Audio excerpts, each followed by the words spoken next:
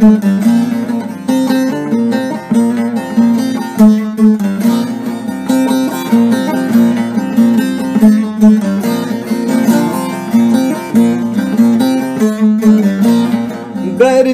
berti kurban berti, berti berti hayran berti, kumam aleyküm ilmin rabirti, khamad le kharadir ke khagir, hatta piro ke çides mengir. Berti berti kurban berti, berti berti hayran berti.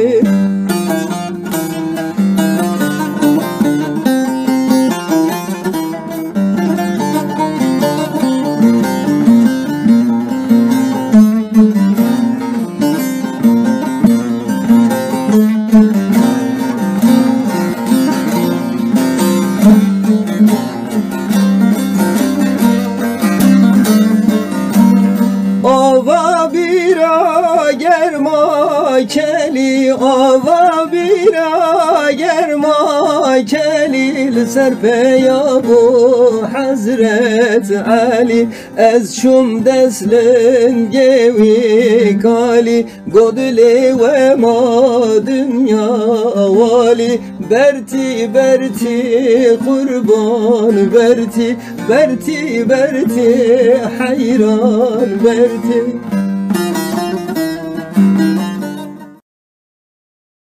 Sayın Murat Bozdoğan!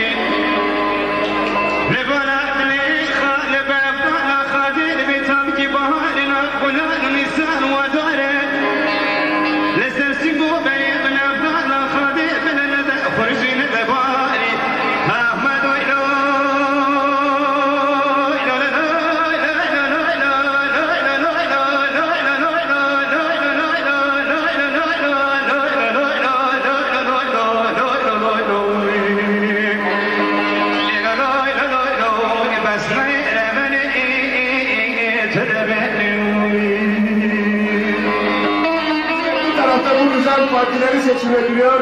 Bir tarafta da bütün bu uygulamalardan rahatsız olan Kürtlerin, Alevilerin, aydınların, demokratların, sosyalistlerin, Türkiye emekçilerinin, işçilerinin hep birlikte omuz omuza oluşturduğu Emek, Barış ve Özgürlük bloku HADEP adına giriyor seçimlere.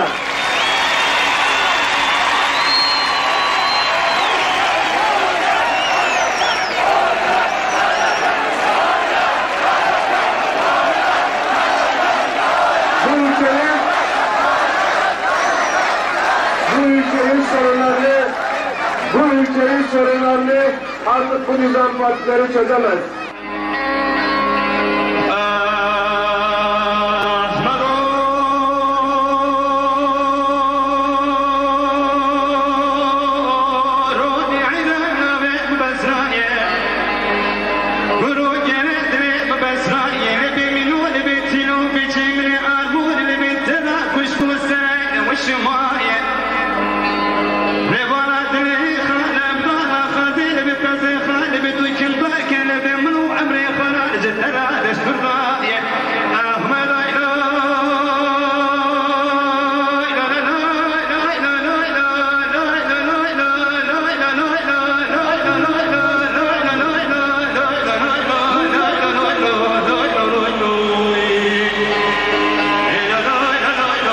That's right.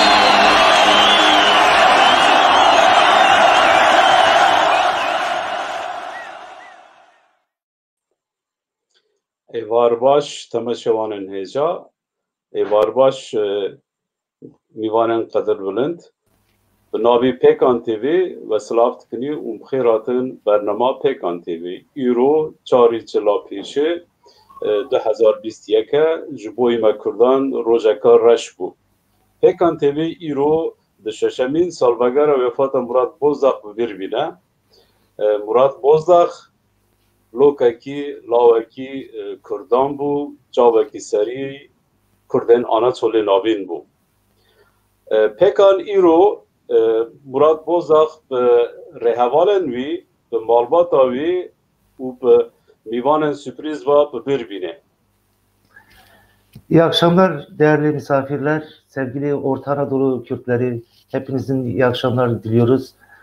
Bugün 4 Ocak 2020 yılın ilk programıyla birlikte Pekan TV olarak sizleri ekrandayız.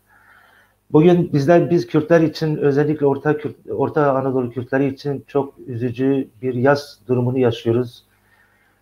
Bilindiği gibi Murat Bozlak bundan 6 yıl önce vefat etti ve biz de onun anısına yönelik bugün bir anma programı yapıyoruz. Bugün hep birlikte onun yoldaşları, parti arkadaşları, mücadele dostları ve ailesinden bireyleri konuk edeceğiz Pekan TV programına. Spas kiri nahaji hafsaruken Pekan'e berez Günay Kokulu ve Abdullah Kaya ye ser ekranı bxiratın el mivanan u le temaşavanan bikin keremkin berez Günay ve Abdullah bine ser ekranı. Bxirati Günay, bxirati berez Abdullah. Hoş bulduk. Öncelikle iyi akşamlar. Misafirlerimize iyi akşamlar. Ekrandakilere de iyi akşamlar diliyorum. Hepiniz hoş geldiniz. Herkesin bildiği gibi bugün bizim için gerçekten kara bir gün. Sayın Murat Bozlak'ın anma günü, 6. ölüm yıl dönümü. Murat Bozlak, kendisini tanıma şansım olmadığı için çok üzgünüm. Keşke tanınmış olsaydım. O İç Anadolu Kürtleri için büyük bir sembol, büyük bir politikacı. İç Anadolu Kürtlerini HDP ile tanıştırıp HDP'nin peşinden gelen bütün Kürt örgütleriyle tanıştıran bir şahıstı. Hiç yılmadı, hiç aksatmadan görevine devam etti ve tek bir mücadelesi vardı. Kürt özgürlüğü ve Kürt kimliği için mücadele etti. Yapılan suikastlara rağmen, yapılan yediği cezalara rağmen yılmadı ve devam etti. Devam etme sürecinde maalesef onu hastalığından kaybettik. Ailesine, bütün sevenlerine başsağlığı olsun. Kendisini saygıyla anıyorum. Teşekkürler ederim Sayın Başkan. Keremka Brez Abdullah. Evarbaş jüvera ji temaşavanên ser ekranera îro wek Günay ji anî zaman em bîranîna Murat Bozlak pêkdînin Kurdên Anatolya navîn wek platforma Kurdan Anatolya navîn em Kurdên Anatolya navîn hûn hemû dizanin sürgünên 50 salîne û hatine li çolên Anatolya navîn bi cih bûne û ji bo ku zimanê xwe ji bo ku kültura xwe benda nekin ketine nav pêkoşîneka mezin û heta îro jî zimanê xwe çanda xwe parastine. Murat Bozlak di vê têkoşîne da ji bo hemû Kurdan lê bi taybetî ji bo me Kurdên Anatolya navîn navekî sembol bû. Navekî wek temsîla Kurdên Anatolya navîn û di nav partiyên Kurdan da dikir. Bêguman ji bo Kurdên Anatolya navîn insanekî pir qîmet, pir qedir bilind e. Yani em hemû dizanin yê ku li ser vê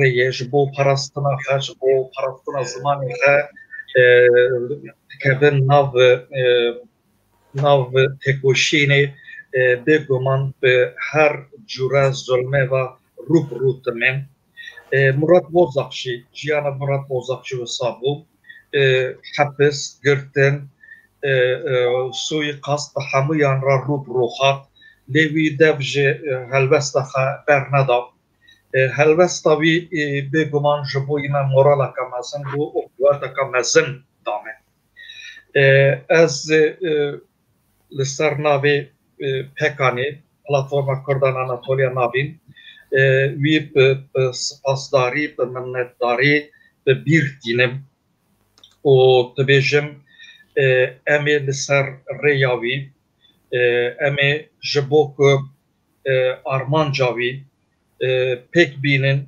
امی حتی داوی تناو کارو خبت ادابن از خیراتنا میوان پروگرام جیتکم جنهادا و جارا kadın res به حرمت مراد بوزاق به بیرتینم و بجنخه لبروی تevinem.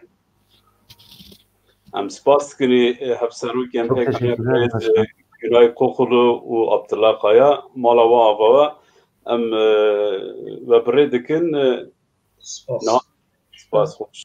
Niha jî birêz Sırrı Sakık vekili HDP'yi bere em daveti ser sahne dikin u jduvaji rez Rukan Bozdağ Lavke Murat Bozdağ'a Sayın Vekilim hoş geldiniz. Merhabalar, selam konuklara ve bizi izleyenlere herkese çok selam, çok sevgiler. Selamlar, saygılar. Şimdi Sayın Vekilim hoş bulduk, teşekkür ederim. Ben de programa katılımcıları teker teker selamlıyorum. Ayrıca bu programı canlı izleyen tüm seyircilerimizi de sevgiyle selamlıyorum. Teşekkür ederim. Sayın Vekilim sizinle başlayalım isterseniz. Siz Murat Bozdağ'la beraber çalıştınız. Çok zorlu bir süreç döneminde çalıştınız. Seyircilere, katılımcılara neler söylemek istersiniz o güne dair yaşanmışlıklarla ilgili? Evet. Tabii biz sevgili Murat'la hep kuruluşunda yollarımız kesişmedi. Daha öncesi birlikte SHP'de politika yapıyorduk. O dönemlerde işte Kürt yurtseverleri SHP saflarındaydı. Ben de sevgili Murat da biz de SHP'de siyaset yapıyorduk. Yollarımız kurultayda kesişiyordu. O tarihte SHP gerçekten bugün HDP'in ruhuyla kurulmuştu. Bütün kesimlerin buluştuğu bir partiydi. O partide Kürtler vardı, Aleviler vardı, sol vardı, sosyalistler vardı, sosyal demokratlar vardı. Hep oradaydık. Orada demokrasi mücadelesini sürdürüyorduk. Ama bir gün arkadaşlarımız, 7 milletvekili arkadaşımız Paris'e gidince Kürt konferansına orada yollarımız artık ayrıldı. Uzun süre SHP'de kalabilmek için çok çırpındık. Muratlarla hep toplantılar yapardık. Kalalım, mücadelemizi sürdürelim parti içerisinde ama partide kalabilmenin şansının artık olmayınca ihraçlardan sonra yeniden bir yol güzergahında buluştuk. Özellikle Muratların İzmir Caddesi'nde ofisi vardı.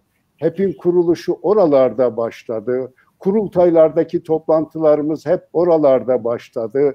Büyük bir özveriyle yani Kürtlerin demokrasi mücadelesine katkı sunmak adına birer nefer gibi çalışıyorduk ve başta da Murat büyük özveriyle bu süreci götürüyordu. Sonra hep birlikte tabii SHP'den ayrıldıktan sonra hep birlikte Halkın Emek Partisi'ni kurduk. Kısa bir süre sonra seçimler oldu. Bir grup arkadaşımız parlamentoya, ben de bunların içinde olan bir grup arkadaşımızla parlamentoya geldik. Sonrası bilinen HEP süreci, arkasından DEP süreci başladı ve biz o tarihlerde dokunmazlıklarımız kaldırılacaktı. Biz Paris'teydik. Ben, Ahmet abi, Leyla Zana, sevgili Orhan Doğan, hepimiz Paris'teydik. Mitterrand'ın konuğuyduk.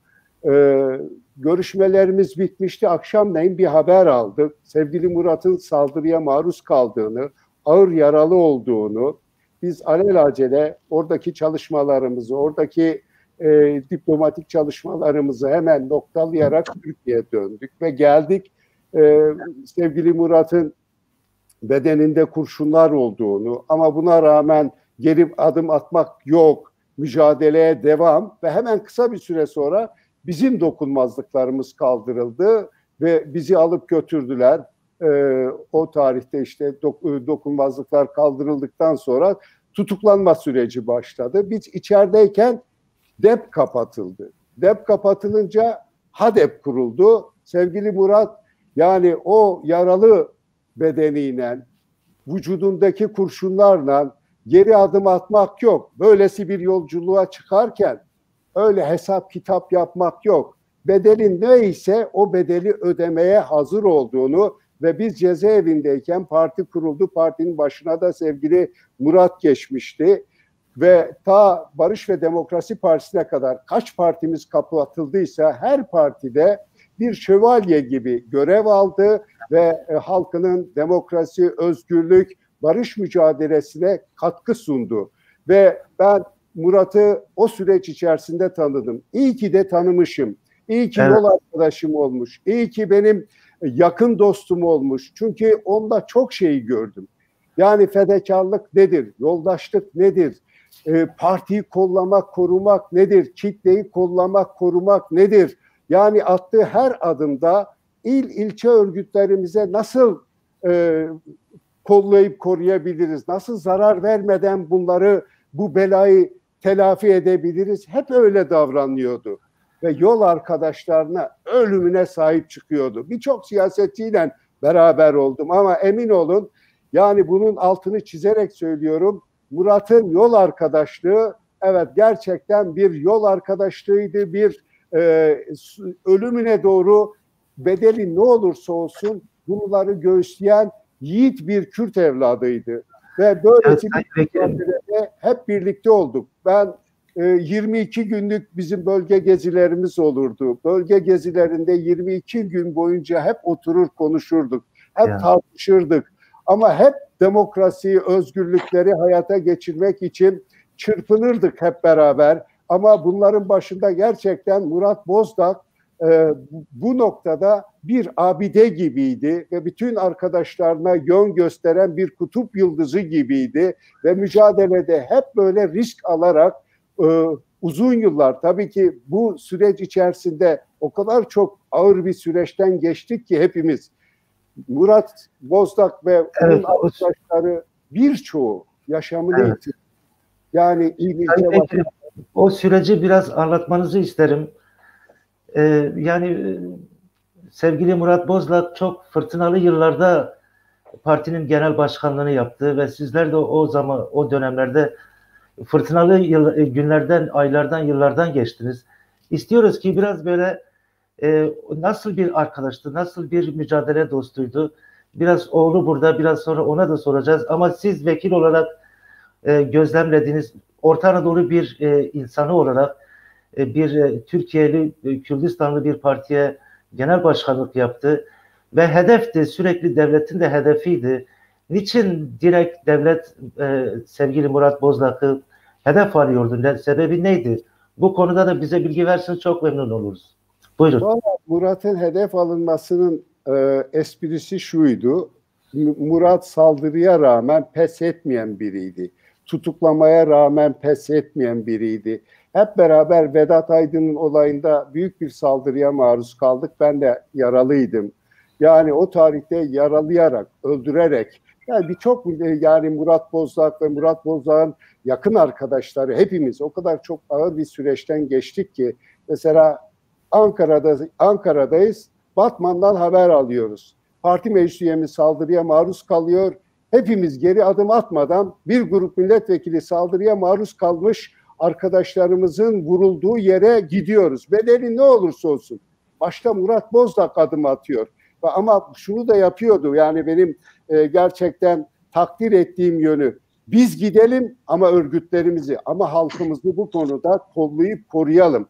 böylesi bir fedakar kültürden gelen bir arkadaşımızdı. Diyarbakır'da mesela Vedat Aydın olayında hepimiz çok ağır, yani o gün onun üzerinde arkadaşımız yaşamını yitirdi. Onlarca insan ağır yaralıydı. Biz hep beraber o yaralıları hastaneye taşımak, o yaralıları ambulanslara götürmek, o yani o çemberi nasıl kırarak Muratlarla hep beraber ve birkaç, yani şu anda tabii birçok arkadaşımız yaşamını yitirdi, birçok arkadaşımız o konuda çok ağır bedel verdi. Ama emin olun o süreçte başta yürüyen arkadaşlarımızdan biri de Murat Bozdak'tı. Murat'ı hep özlüyoruz. Murat'ın gerçekten iyi bir yol arkadaşı, iyi bir aile reisi, iyi bir baba ve dara düştüğümüzde hepimiz birbirimize kenetlenirdik ve hep bize umudu, aman umutlu olalım ama geri adım atmayalım ve bu günler hep aşılacak, hep umut vaat eden bir anlayışa sahipti. Murat'la anılarımız çok. İsterseniz biraz da Rukan'ı dinleyelim. Sonra biraz Rukan'ı dinleyelim. Evet. Merhabalar sevgili Rukan. Merhabalar. Sırrı Vekilim çok iyi bir baba dedi. Biz de mutlaka öyle düşünüyoruz. Sen ne hissediyorsun? Böylesine bir babanın evladı olmak ve mücadeleci bir insanın evladı olmak nasıl bir duygu? Öyle bir başlayalım, daha sonra sorularımıza geçelim. Buyurun. Öyle bir insanın evladı olmak ya inanılmaz gurur verici bir şey. Öncelikle onu söyleyeyim. İşte programın açılışında da diğer konuşmacı arkadaşlar da söyledi. İşte yaz günümüz işte bugün evet biz Murat Bozdağ'ı kaybettik. Ben bir baba kaybettim. Annem bir eş kaybetti. Yaşamını teslim etti. Ama biz bugünü onun yaşamını kutlamak olarak görüyoruz. Çünkü inanılmaz bir mücadele, inanılmaz bedeller ödeyerek, doğru bildiğinden geri durmadan, dimdik, hiçbir zaman geri çekilmeden, isterse silahlı saldırı olsun, isterse cezaevi olsun, tutuklama olsun, tehditler olsun ki hepimiz bunların içinde yaşadık. Sırrı Başkan'ın da bahsettiği gibi benim abi, abla dediğim birçok insanı kaybettik. İşte ailemizin yakınlarını, mücadele arkadaşlarını, kendisi de silah saldırıya uğradı zaten. Böyle dirayetli ve direngen bir babanın oğlu olmak insana sadece ve sadece gurur veriyor. Bu konuda çok netiz. Ve hayatımız boyunca tek şeyimiz şu oldu, onun bu mücadelesine halal getirmeyecek bir yaşam sürmek, onun bu mücadelesini kaldığı yerden devam ettirmek için gereken her şeyi ortaya koymak. Tabii ki onun gibi olabilir miyiz? Çok zor. Benim babam Şerefli Koçlar'ın küçük bir köyü olan Aktaş köyünde sıradan bir insanın oğlu olarak dünyaya geldi.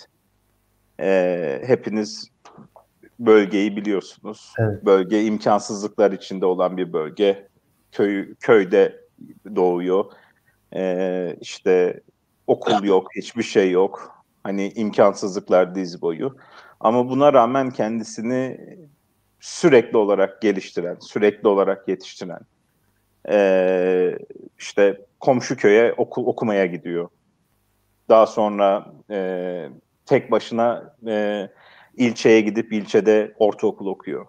Daha sonra kardeşini ve dayısını alıp Ankara'ya gidip lise okuyor. Ve bunların hepsini tek başına yapıyor. Evet. Ve ondan sonra bu arada da sadece yaşadığı o biliyorsunuz Orta Anadolu, İç Anadolu, biz oradaki Kürtler olarak kapalı bir toplumduk. Dış şeylerin biraz Kürdistan'daki olaylardan daha uzak, daha az insanlarla işte reaksiyon içinde olan, çok etkileşimde olmayan bir kapalı toplum olarak yaşam sürüyorduk. Buna rağmen etrafına bakan, yaşadığı topluma, yaşadığı ülkeye bakan, kendi insanların sorunlarını görebilen bir kişi oldu. Ve bu yönde de mücadelesini hep yürüttü.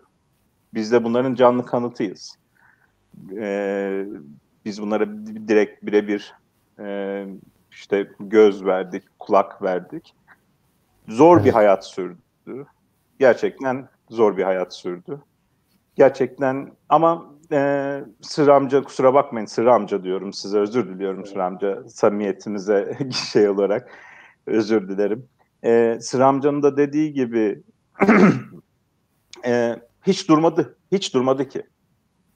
Ama hiçbir görevinden de geri olmadı. Baba mıydı? Evet. Çok iyi bir babaydı. Bizleri sürekli destekleyen, sürekli yanımızda olan, bizlerle tartışan, her konuda tartışan, sadece aile meseleleri değil, siyasetle konuşan, bizim kendi fikirlerimizi ve kendi özgür irademizin olmasını da sağlayan bir babaydı. Ama aynı zamanda genel başkanımızdı. Evet. Zaman zaman siyasi konularda da tartışabiliyorduk. Herkesle tartışabilirdi babam. Hiç kimseyle işte o çocuk, bu genç, bu yaşlı, bu bilmiyor, o etmiyor falan, böyle bir şey yoktu. Çok mütevaziydi her şeyden önce. Evet. Tabii ki işte ne bileyim işte öğretmenler toplantısına gelen bir baba olmadı hiç. Ya da ne bileyim işte müdürlerle gelip konuşmadı hiç. Öyle bir şeyi olmadı ama dediğim gibi babam hep bizim için bir ışıktı. O mücadelesi hep bir ışıktı. Onun yanında dururken başımıza evet tehditler aldık. İşte babam gözümün önünde vuruldu. Ben ve annem evdeyken. Sayın bizler ben araya gireyim, kusura bakmayın. Tam bu arada bir soru soracaktım. Soru sormadan önce bir anons yapayım. Sizden ricamız lütfen programı paylaşın. Karamaha Bername Parva bakın. Evet, siz dediniz zorlu bir süreçten geçtik ve suikaste maruz kaldı Murat Bozdağ. Siz o zaman anladığım kadarıyla daha 15-16 yaşındaydınız. Evet. Aha. Böyle bir olayı yaşadığınızda neler hissettiniz? Aile olarak zor bir durum, zor bir süreçti. Biraz bunu açar mısınız? Tabii. Ya işte bir akşam eve geldik. Her zamanki gibi. İşte oturduk. Annem ve babam oturma odasında oturdular. Ben de salonda.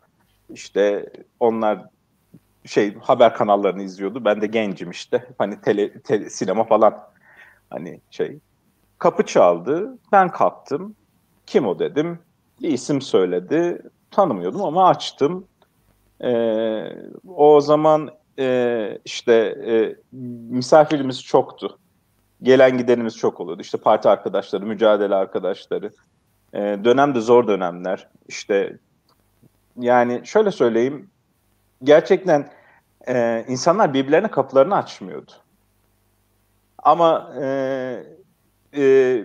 bizdeki o yani parti içindeki yoldaşlık, parti içindeki o sevgi, birbirine olan tutkunluk farklıydı. Herkesin herkese kapısı açıktı. Tanımadım. Partiden arkadaşları zannettim. Babama seslendim. Baba, işte arkadaşların gelmiş dedim galiba. Bizde bilirsiniz gerçi bizim tüm Kürtlerde öyledir. İnsanların yanına karşısına çıkmadan önce üstünüzü başınızı kontrol edersiniz. Ev hali, affedersiniz. Babamın da üzerinde bir pijaması vardı. Üzerinde bir atlet vardı. İşte ayıp olmasın diye kapıyı görecek bir yerde kafasını uzattı. Dış kapıyı görecek bir biçimde. Babam onları görür görmez, 2 kişilerdi. Görür görmez eyvah Seycan dedi, annem Seycan. Beni öldürmeye gelmişler. O lafla beraber bir kişi içeriye daldı. Ateş ederek içeriye daldı. Beni şöyle bir kenara itti. İçeriye doğru ateş ederek girdi. Annem karşı koltuktaydı. Ben de onun arkasından devam ettim. Önce anneme doğru bir el ateş etti. Babam o ara içeriye doğru. Orada bizim bir televizyon dolabımız vardı. O televizyon dolabının yanına doğru gitmişti. Kapının orada işte direkt karşıda anneme bir el ateş ettikten sonra döndü. Köşede duran babama elindeki silahta işte kaç kurşun var bilmiyorum. İşte eğer yanlış hatırlamıyorsam 9 el babama ateş etti. Sonra döndü, ben karşısına geldim. Silahı bana doğrulttu. Gayri ihtiyari kendimi yere attım ve kaçtı gitti. Tam kendimi düzeltmeye çalıştım işte. Kalkmaya çalıştım. Bir baktım babam. Göğsünün ortasında şöyle bir delik. İnanılmaz bir kan geliyor. Kan da değil, fışkırıyordu yani. Hani kan gelmek falan değil. Kan fışkırıyordu. Elinde de bir çıta. Bizim televizyon dolabı böyle eski bilirsiniz televizyon dolaplarının uzundur. Onları birbirine bağlamak için çıtalar vardır kenarlarında. Onlardan birisini sökmüş. Elinde çıtayla dışarıya çıkmaya çalışıyor. Annem sarılmış ona. Ne yapıyorsun? Nereye gidiyorsun? Ben tutmaya çalışıyorum. Anneme diyor ki bırak Seycan diyor ya beni öldürmüşler diyor. Ben onlardan birini öldürmeden gitmem diyor. Kimse demesin ki Murat Bozdağ faile meçhule gitti. Onlardan birisini şey yapacağım diyor. Çok zor ikna ettik, durdurduk. Daha sonra ben evde kaldım. Annemler hastaneye gittiler. Tabii aklınızdaki tek görüntü işte kocaman bir delik, oluk oluk bakan bir kan. Polisler geldi. Ben de işte yani inanın şöyle oluyor. Yani ne hissedeceğinizi bilemiyorsunuz. Şimdi o kadar çok kişi kaybetmişsiniz ki. Abi dediğiniz, abla dediğiniz, amca dediğiniz, kardeş dediğiniz binlerce insanı öldürdüler ya. Binlerce insanı öldürdüler. 2,5 milyon insanımızı sürgün ettiler. Yerlerinden yurdundan ettiler. Vedat Aydınlar öldü. Melik abiyi öldürdüler. Muhsin Melik abimi öldürdüler. Faik Can'dan öldürdüler. Yani sadece tek suçu HADEP'in kongresine gelmek olan ve sadece tekrar köyüne yurduna dönmek isteyen insanları yolda katlettiler. Şimdi tüm bunları tutununca siz bunlar zaten hani bedel fazla görmüyorsunuz. Bir de babamın hep bir lafı vardı. Hep söylerdi. Bana bir şey oldu da ağlamayacaksınız. Ağlayacaksanız da gidin arkada başka bir köşede bir odada ağlayın ne yapıyorsanız yapın ama kimse görmeyecek. Başınızı hep dik tutacaksınız. Bana yaraşır bir cenaze töreni düzenleyeceksiniz. Benim arkamdan da devam edeceksiniz. Şimdi hep o mottoyla büyüdüğünüz için ve sürekli o tür şeyleri de yaşayarak geldiğiniz için ne mi hissettim? Aklımda sadece babamın lafını hissettim. Ağlamayacaksın. Dik duracaksın. Herkesi aramaya başladım. Sakin bir ses tonuyla. İşte genel merkeze haber verdim. Aileme haber verdim. Akrabalarıma. Sonra polisler geldi. İşte bizi sorguya götürdüler. İl Emniyet Müdürlüğü'ne götürdüler terörle mücadeleye. İşte orada işte artık zaten hepsini tanıyoruz. Hani görüntü simayen. Orada da işte sürekli anlattırıyorlar. Olayı biraz başkalaştırmaya da çalışıyorlar. İşte kimdi siz tanıyorsunuz. Evet yani biraz hem İsrail'in çok duygusal bir duruma geçtik. Yok estağfurullah. Yazıyor, ikaz ediyor. Siz biraz şey yapın, biz Sayın Vekilimiz sırayla tabii devam edelim. Tabii. Tabii. Şimdi Sayın Vekilim ben size şöyle bir sormak istiyorum. Yani Ruken çok duygusal anlarını anlattı. Yani biraz sizden şunu dinlemek isteriz. Yani Murat Bozdağ bir Orta Anadolu Kürdüydü. Orta Anadolu insanlarını siz nasıl görüyorsunuz? Tabii ki biliyorum ki yakından da tanıyorsunuz. Öylesine bir insanın Orta Anadolu'dan çıkması sizin için ne anlama geliyor? Biraz bu konuda size soru sormak istiyorum. Rukan'ı dinlerken duygulandım. Gözlerim yani arkadaşları da doğru bir yolculuk yaptık ama hepimiz öyle bir zor süreçten geçtik ki yanı başımızda mücadele arkadaşlarımızı, ailemizden çok insan kaybettik. Hep faili meçhul dediler ama failleri belliydi. Cinayeti işletenle soruşturan biri olunca failler zaten ortaya çıkmıyor. Sonrası Murat'a olan saldırıyı o dönem MİT'in açıklamaları oldu. Kimin örgütlediğini, kimin ne yaptığını falan. Tabii İç Anadolu'dan böyle bir Kürdün çıkmasına devletin tahammülü yoktu. Yani tamam, Kürt coğrafyasından birileri gelir de sana ne oluyor? Yani İç Anadolu'daki Kürt Murat Bozlak sana ne oluyor? Ama inadına Murat Bozlak da inadına bu işi götürüyordu. Yani hiçbir hesap kitap yapmadan mücadeleye devam ediyordu. Tabii Murat'tan bizim 95 seçimlerinde özellikle biz yeni cezaevinden çıkmışız. Seçim kararı alındı. Alelacele beni aradılar. Geldim, Murat Bey var, işte Ahmet abi falan. Ya dediler ki valla sana bir görev düştü. Ne görevi? Sen gideceksin dediler. Adana'dan aday olacaksın. Adana'dan dediler Alparslan Türkeş aday. AKP'nin AKP diyorum. ANAP'ın kurmayları oradan aday. Bilmem kimler aday falan. Dedim beni de kurmay sınıfına koydunuz. Ben kendi ilime gitmek istiyorum. Yok dediler. Valla Murat Bey beni şeye gönderdi. Adana'ya gitmiştik.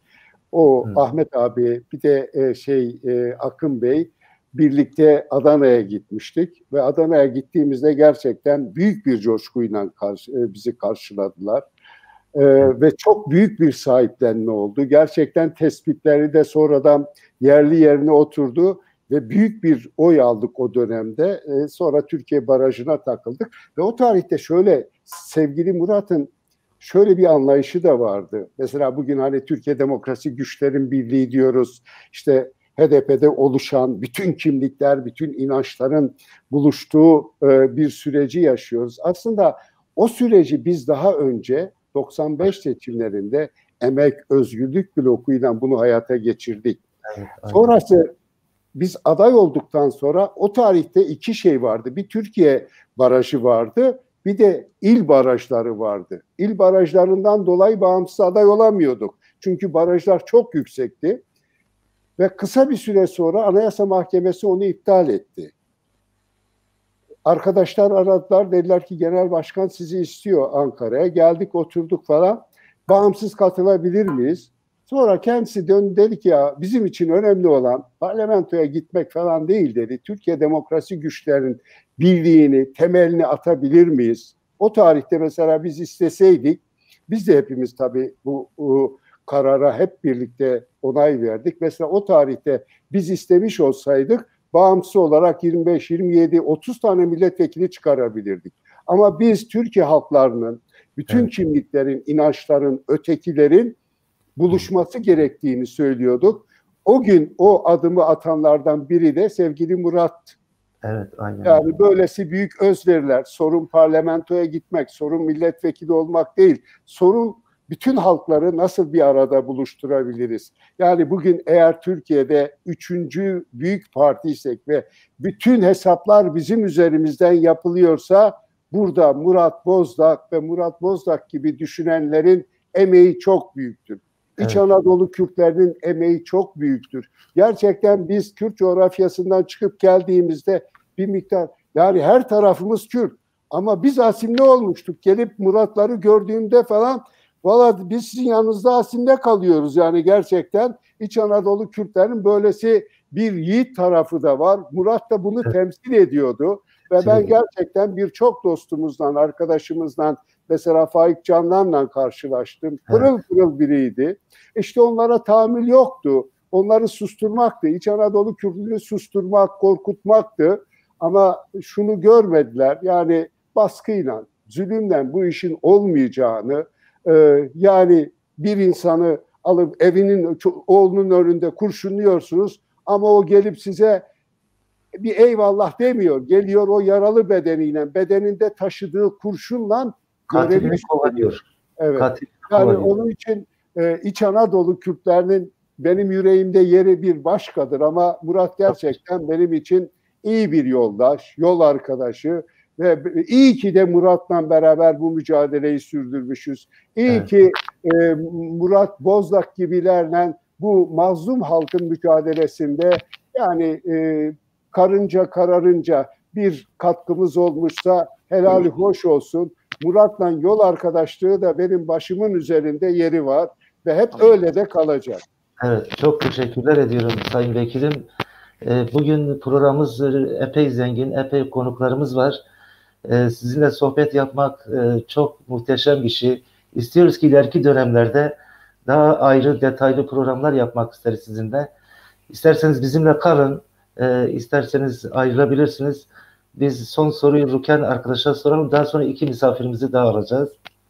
Küçük bir şey söyleyeyim, ben hemen kapatayım. Yani o 95 sürecindeki kurultayda bir bayrak indirme olayı olmuştu. Evet. O gece sevgili Murat ve yönetici arkadaşlarımızın hepsini almışlardı. Birkaç arkadaşımızı da şeyde katletmişlerdi, Kayseri'de. Evet. Beni de sabahleyin alıp götürdüler. Akşam saatlerinde bana dediler ki siz özgürsünüz, gidebilirsiniz dediler. Dedim valla benim arkadaşlarım aşağıda duruyor. Yani terörle mücadelede. Onlar ne suç işlediyse ben de o suçu işlemişim. Beni onların yanına götürün. İyi sen bilirsin dediler. Gecenin geç saatiydi. Beni de alıp götürdüler. Dışarıda da bir terör vardı. Öylesi bir terör estirmişlerdi. Her evde, her iş yerinde bayraklar vardı. Ben kapıyı açtıklarında bağırdım. Arkadaşlar ben geldim. Sevgili Murat Bozak ben geldim. Allah ne sizi ne bizi kurtarmayacak bu şeyden. Herkes başladı alkışlamaya falan. Gittik bizi alıp götürdüler. Ve o gece o bana döndü. Dedi ki valla bu devletin derinliklerinde planlanmış bir bayrak indirme olayıdır. O gün bunu söyledi ve sonrası onun o geceki tespiti sonra kendiliğinden ortaya çıktı.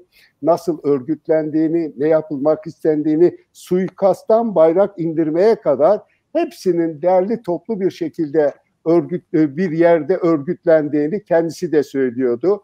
Ben tekrar hepinize çok selam ve sevgiler. Çok selam, iyi bir program oldu. İyi ki bunu yaptınız. İyi ki Murat'ı bu gece burada andık. Katılımcılara tekrar teşekkürler, sevgiler. Sevgiler, saygılar.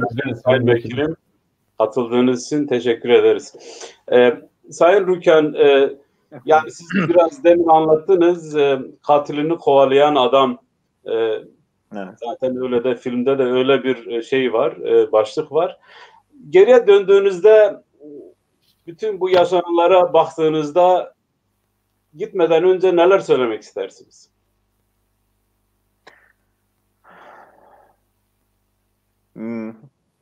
Ben biraz önce de söyledim, biz diyeyim aile olarak, ailem olarak. Biz bütün hayatı mücadeleyle geçmiş, kendini bir noktada toplumun önüne getirmiş. Elinden geldiğince kendi halkına, kendi toplumuna önderlik etmeye çalışmış. Ve bunu da layıkıyla yerine getirmiş bir adamın oğluyum, öyle söyleyeyim. Biz bundan gurur duyuyoruz. Bedel ödendi mi? Ödendi. Evet. Zorluklar yaşandı mı? Yaşandı. Ama Murat Bozdağ'ın kaşı ya da Rukan Bozdağ'ın kaşı bir başkasından daha siyah değil. Bu bir mücadele.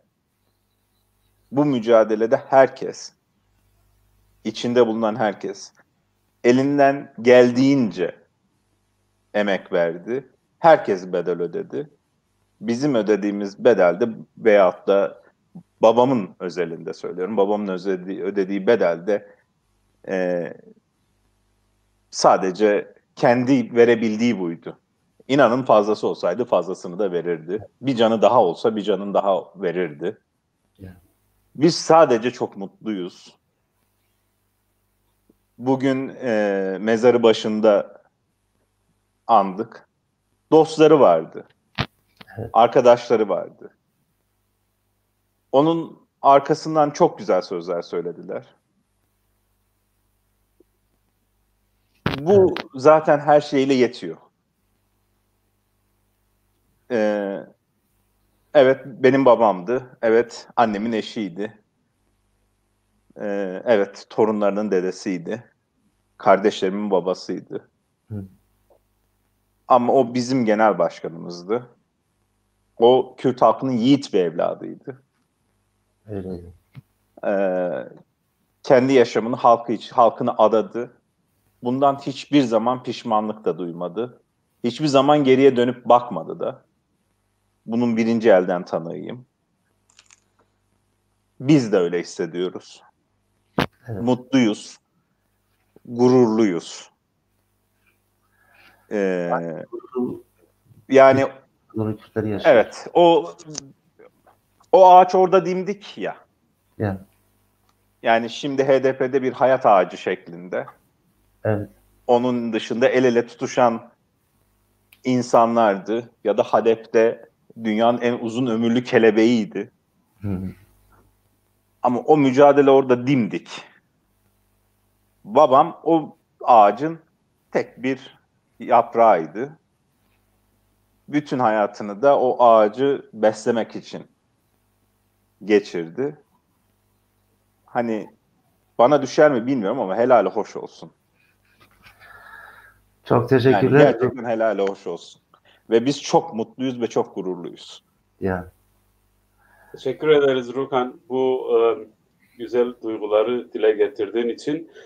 Fazla kalmanı isterdik ama biliyorsun ki program... Biliyorum. Tabii ki biliyorum. Ben sizi uğurlamadan önce teşekkür ederiz. Ben teşekkür ederim.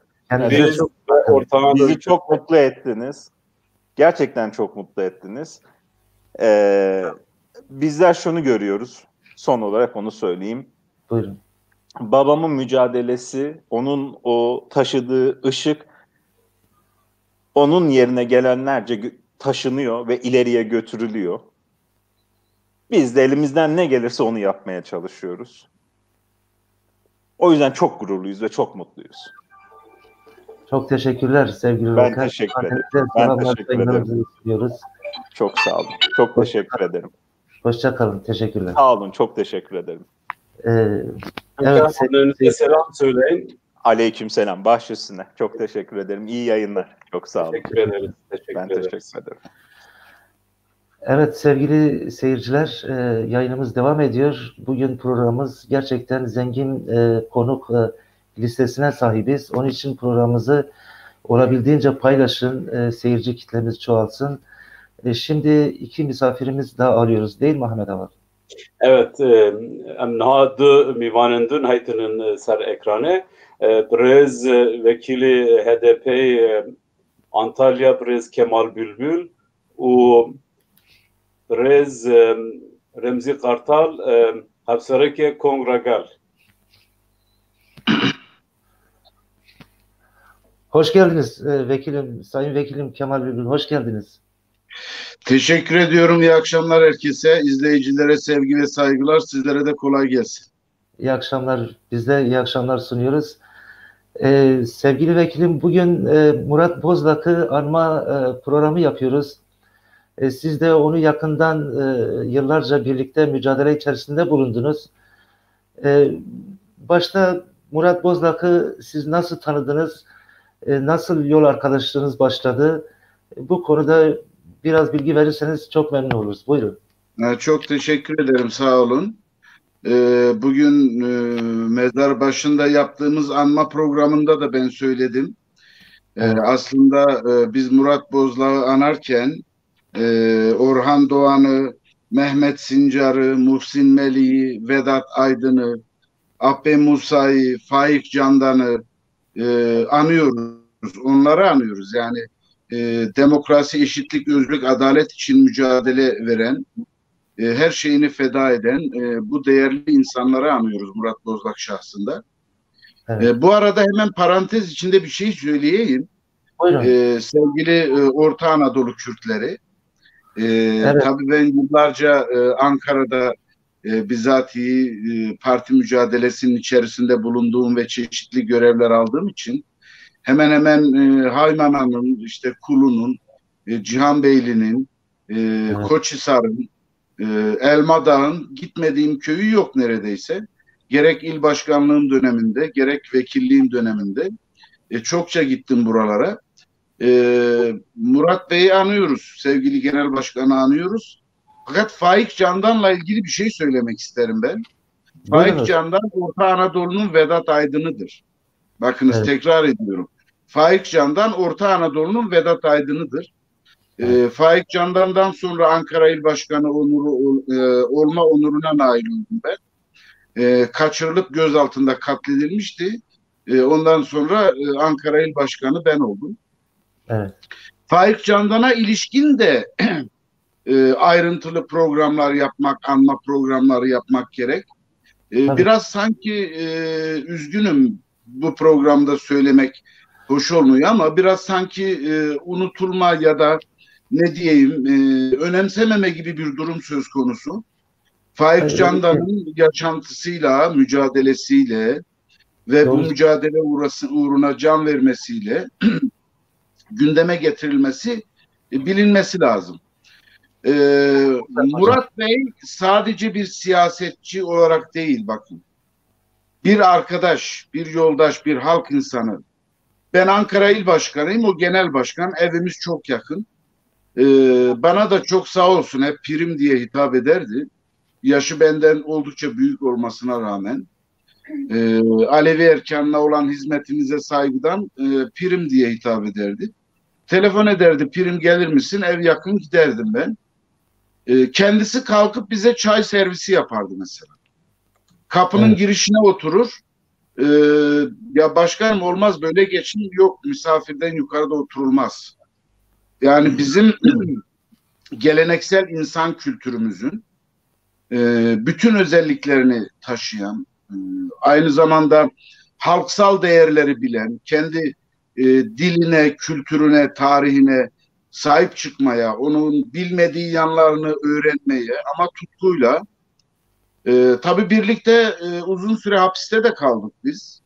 Evet, onu soracağız. Çok çeşitli anılarımız var. Mesela bir tanesini söyleyeyim. Kürt Halk Önderi Sayın Öcalan Türkiye'ye getirildiğinde biz birlikte Güdül hapishanesindeydik. Bir gün ben havalandırmada dolaşırken bir kaval sesi duydum. Bizim yanımızda da sol gruplardan 2-3 tane genç arkadaş var. Onlara söyledim, dedim ki ya bu nedir? Dediler ki adi suçluların olduğu yerde birisi kaval çalıyor. Ya dedim, rica etsem onu bir getirebilir misiniz? Aldı getirdiler ve ben, yani koğuşta arkada 16 kişi kalıyoruz koğuşta. Belki dinlemek istemeyebilir, rahatsız olurlar diye havalandırmaya çıktım ve bir köşede oturdum, çalıyorum. Ama çok dalmışım yani çalarken. Bir böyle ses oldu. Baktım ki Murat Bey yanımda oturuyor. Tabii genel başkan gelince ben çalmayı bıraktım. Yok çal dedi. Sonra ben çalmaya devam ettim. Bir ara döndüm, baktım ki ağlıyor. Son derecede duygusal ama duygularını kontrol edebilen. Mesela bir başka özelliği, birlikte kalıyoruz koğuşta. Çok güzel yemek yapardı, biliyor musunuz? Ve yüksünmez, mesela biz nöbetleşe yapıyoruz ya yemeği koğuştakiler. Kendisi yok, nöbet olsa da olmazsa da ya başkanım yapmayın falan, özellikle genç arkadaşlar derdi. Yemek yapmayı çok severdi ve çok güzel yemek yapardı. Öyle tadı insanın damağında kalıyor yani, öyle güzel yemek yapardı. Evet.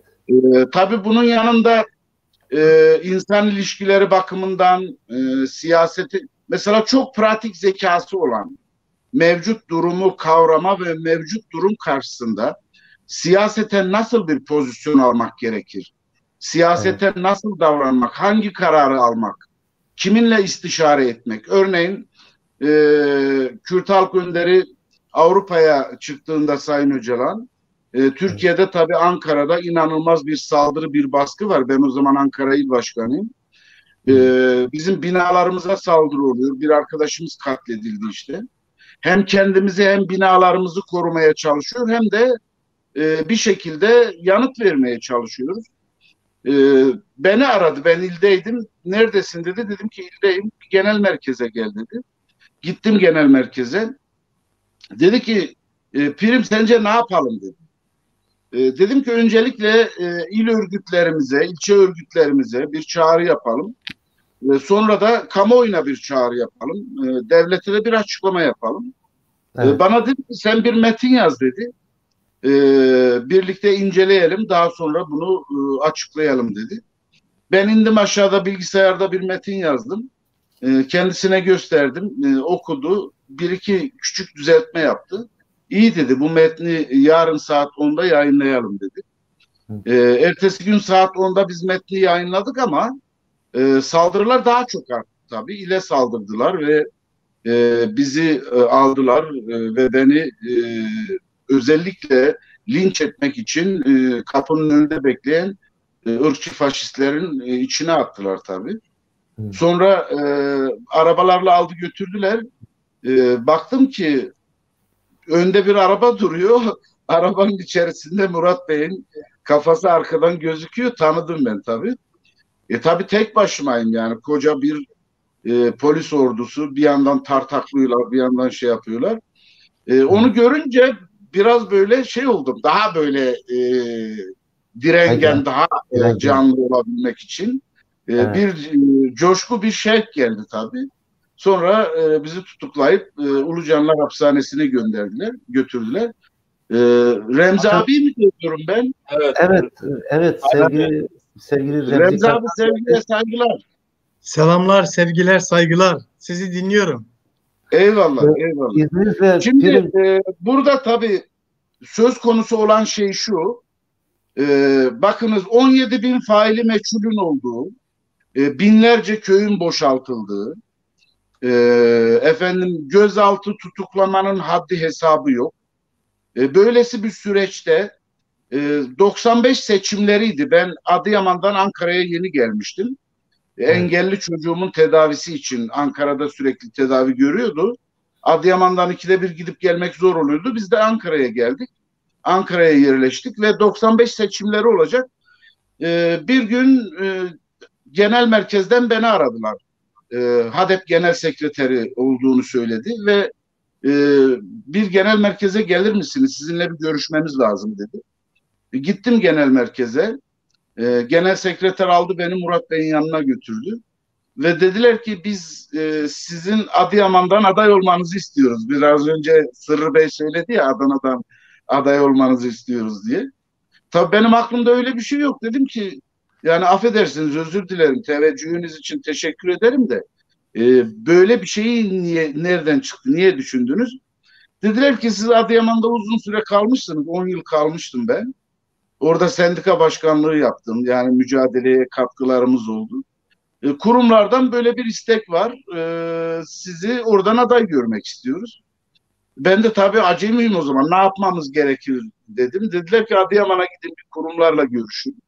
Sonra gittik, görüştük. Meğer ben öğretmenim o zaman, istifa etmek için belli bir süre varmış. O süreyi kaçırdığımız için aday olsam itiraz olduğu halde aday düşüyormuş adaylık. O nedenle aday olamadım. İlk orada tanıştık. Daha sonra işte benim öğretmenlikten istifa edip Ankara İl Başkanı olmamı söyledi sevgili Murat Bozlak. Ben de istifa ettim. Ankara İl Başkanı oldum ve ben il başkanı olduktan yaklaşık 3 ay sonra sevgili Murat Bozlak ve MYK'nın tamamı tutuklandı. Ankara İl Başkanı olarak genel başkanımıza vekalet etme onuruna da eriştim. Murat Bozlak'a yaklaşık 6-7 ay başkan vekilliği, genel başkan vekilliği görevi de yaptım. Tabii sonra beni de tutukladılar. Hocam sohbetiniz çok hoş. İzninizle ben de size prim demek isterim. Biraz soluklanın. Remzi Hoca geldi. Remzi Kartal'a birkaç soru soralım. Daha sonra tekrar size. Eyvallah, buyurun. Tabii, buyurun. Tamam. خیراتی پرز رمزی خرطال هفسورک کنگراگل برنامه ایرو لسر مراد بوزدقه و کنجی دزانن وجی کسی که مراد ناستکن و مراد و به هفرا سیاست مشاندنه اگر تو وگری وار روزانه و دمت تکاری چی بیجیج در حق مراد بوزدق؟ دست پێکی هەواڵێن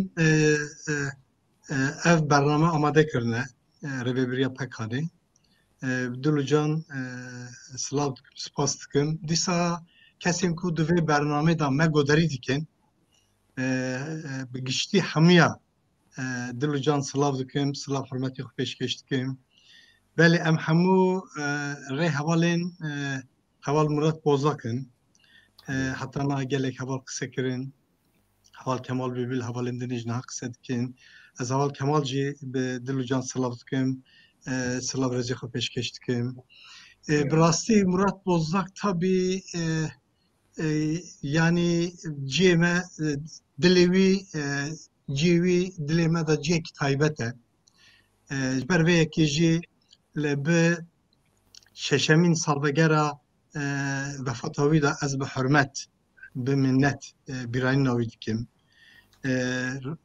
ve despeka xabata hepe em be hevrabun lebele ve edxazım درباره روش سیاسی یا دمی تشتکی بحث بکن وقت زانین سال نودی گریده تفگر آزادیه yani idi atmosferik çebu kamuoyu çebu raya giştiya geli Kurdistan'ı Türkiye Kurdin lahamu Türkiye tabii Anatolia Navinci deve demeda hestevan bilind bu gişti de rojat navin Kurdistan'la taybetici Türkiye tevger azadiye sergel tesirek mezin çekir bu geriday viyaji cara yekimin bu yani le idi le siyaseta nav demokratiya Türkiye'de le gel daxwazên gel hebu da aliyê siyasî ku giraniya xwe divê qadê da pêş bixe wekî tê zanîn piştî li milletvekiliyên li SHP hat îxraç kirin piştî wî ew konsepta ku dijî îxraçkirina wan milletvekiliya dest pê kir li encama wî da işte partiya DP çêbû em wê pêvajoyê da me hevdû nas kir heval Murat Bozlak me wê demê hevdû nas kir cara yekemîn bû li Kurdên Anadoliya Navîn yani wek rewşenbîr wek siyasetmedar hevalekî wî rengî me naz dikir yani tabii ji bo Kurdên Anatoliya Navîn jî demeke nû bû ew salê nodî em dikarin bêjin ku bi giştî ji bo gelê Kurd bu dîroka gelê Kurdistanê jî miladeke nû bû ça bû miladeke çawa bû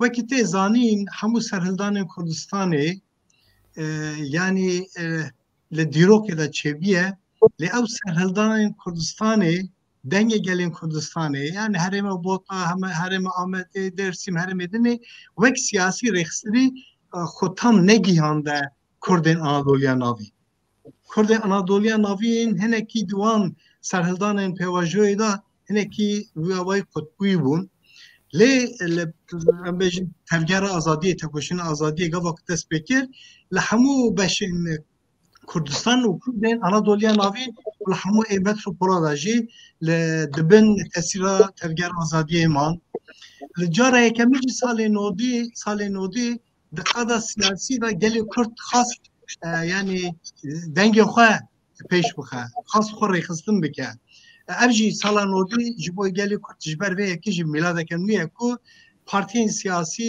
divê rengê li qada demokratîk siyasetê da li ser navê gelê Kurd li ser navê aştîxaz demokrasîxazên Türkiye bi hev re li siyaset û kar û xebat re dest pê kirin em dikarin bêjin bi vîya ve girêdayî jî sala nodî cara yekemîn Kurdên Anatoliya Navîn qada siyasî demokratîk li Kurdên hemû deverên din gehiştine hevdû yani bi hemû Kurdên deverên din Kurdên Anatoliya Navîn gehiştine hevdû nas kirin li platforma li işte partiya HP da hevdû nas kirin yani Murat Bozlak wekî siyasetmedarekî Kurdên Anatoliya Navîn di wê demê da roleke sereke leyist sonra roleke sereke leyist me hevdû nas kir li damezrandina partiya HP em bi hev rabûn wekî damezrêner û heta şehadeta wî jî ew pêvajo ser esasî meşiya tabii bi rastî tabii gelek heval me bi hev rat wê demê da me hevdû nas kir me tekoşîneke mezin meşan لی بگریدای و پیواژوی دخوازم گل حوال مراد بوزلاک حوال فکر جاندانجی به حرمت بیرانی ناوی بکن حوال اکیمه وی دمی ام به حفره ام متگوشین مشان لپارتیا دموکراسی پارتیا دپی دا هپی دا اول هپی پشتی ویا دپی حتی یعنی شهادت اوی دوی چرچوه دا یکجی حوال فایق جاندان بو از ویاجی به حرمت منت بیرانی ناوی دکن tabi سال نودی ev yani takoşuna gele Kurdistan'ı le Kurdistan Türkiye rojdattan avin dünya bilind bu le kada siyasi ji xabata hep gelek astengi jera çekirin rağmeviya meşya Partiya Demokrasi beriviya özdep yani ne kadar le hatta ku HDP tabi deve deme da şareki gelemperi şareki topyekun dibêjin gelemperi li ser gelê Kurd hate meşandin tabi li ser qada siyasî jî hate meşandin di wê demê da yekî ku hiç tu jara paş ve gav neavît rexme şerekî topyekun gelemperî li ser gelê Kurd hebû li ser partiyê hebû li ser xebatên siyasî hebû yekî ku pêşengtî kir rol leyîs jî tabi heval Murat Bozdağ mesela yekî jî heval Faik bû yani heval Faik jî bi wî awayî yani bedel da şehit xistin Heval Murat jî jivana yek bû ku salê nod û çar yani îdî Partiya DP li milletvekilî girtibûn li Mehkeme Anayasayê da dadgeha bilind da Mehkeme devam dikir partî jî yê bihata girtin yani diyar bû zaten partî tê girtin li wê demê amedekariya HDP çêbû yani hevalekekî xwe da pêşiyê rağmê şerê gelemperî topyekun li ser Partiya Siyasî ser gelê Kurd giştî yani failî meçhûl kuştin girtin hinda kirin gund vala kirin gund şewitandin siyasetmedar bi zindanên Türkiye Kurdistanê tujî bûbûn rağmê ya li Partiya HDP'de Murat Bozdağ derket û pêş li serokatiya giştî vazife girt ama tabii helbesteke dîrokiye ama helbesteke dîrokiye ama esasında helbesta gelê Kurdistanê helbesta gelê Kurdistanê yani çıka zext dibe çıka zulüm mezin dibe li zulma devlet jî dixwaze gelê Kurd serê xwe xar bike gelê Kurd teslîm bibe gelê Kurd dava xwe doza xwe dev jê berde lêbelê di şexsiyeta heval Murat Bozdağ da li qada siyasî da gelê me berxwedara xwe pêş xist heval Murat Bozdağ wê demê da pêşengtî kir tabi bedelê wî bû ji ber ku êriş kirin xastin ya mala wî da wî awayî şehîd bikin wekî tê zanîn yani hêzên tarî hêzên dewletê kontra dewleta Kurd çûne ber derî xistin derî vekir ew wê derê bû hedefên gulla tabi wê demê em wekî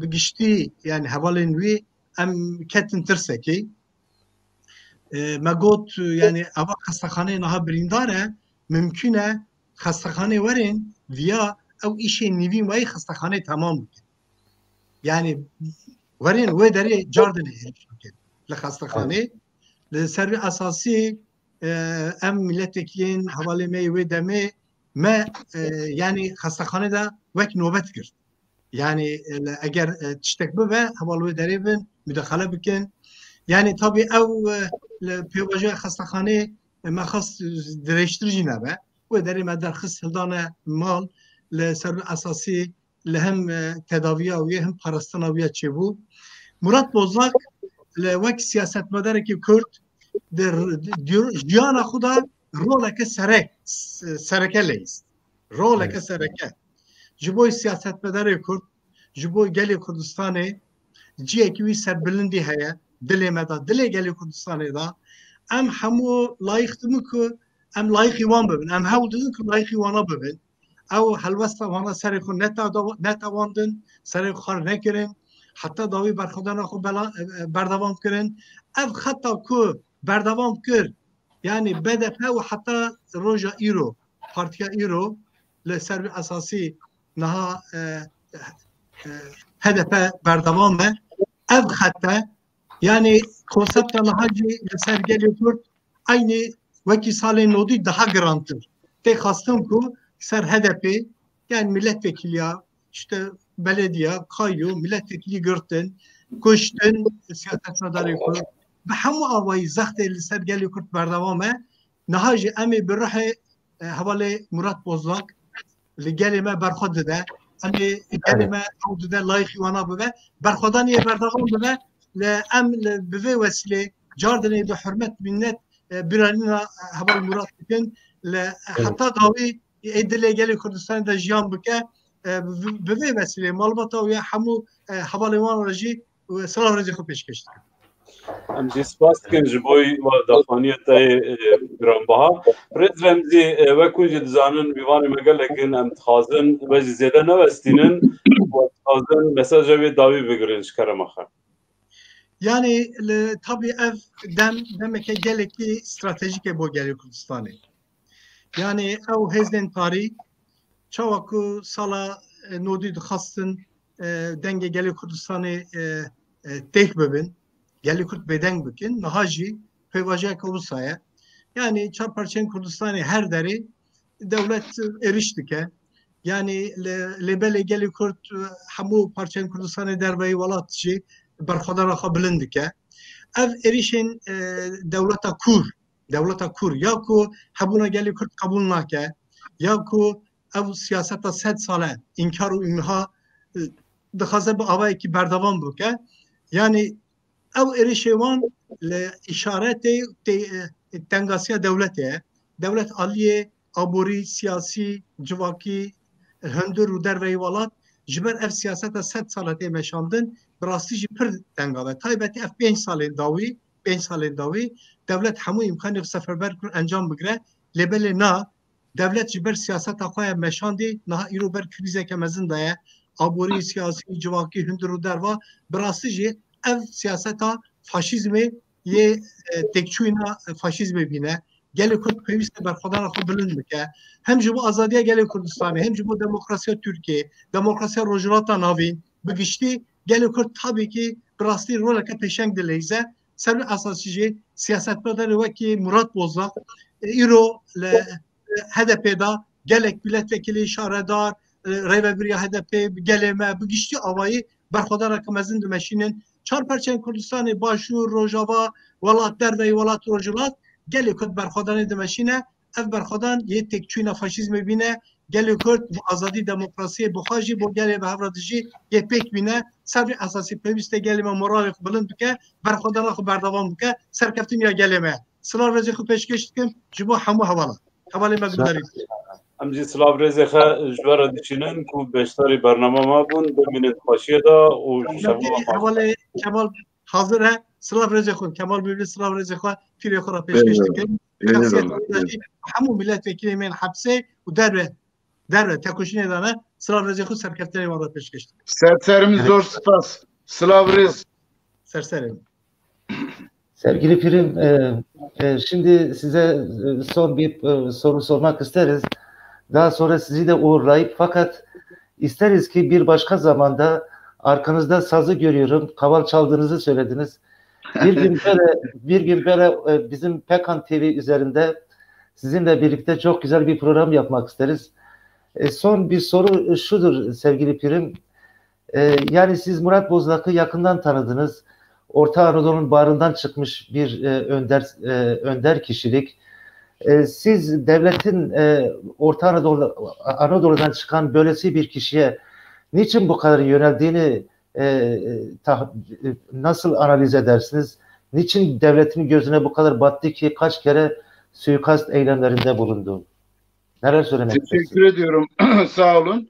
Şimdi önce Remzi abinin biraz önce sözünü ettiği konferansla ilgili hemen de benim masamın üzerindeydi kitap. Şeyden de ekrandan da göstereyim. Arkadaşlar bunu edinip okuyabilirse iyi olur. Bakınız kitabın adını söyleyeyim. Uluslararası Paris Kürt Konferansı 14-15 Ekim 1989.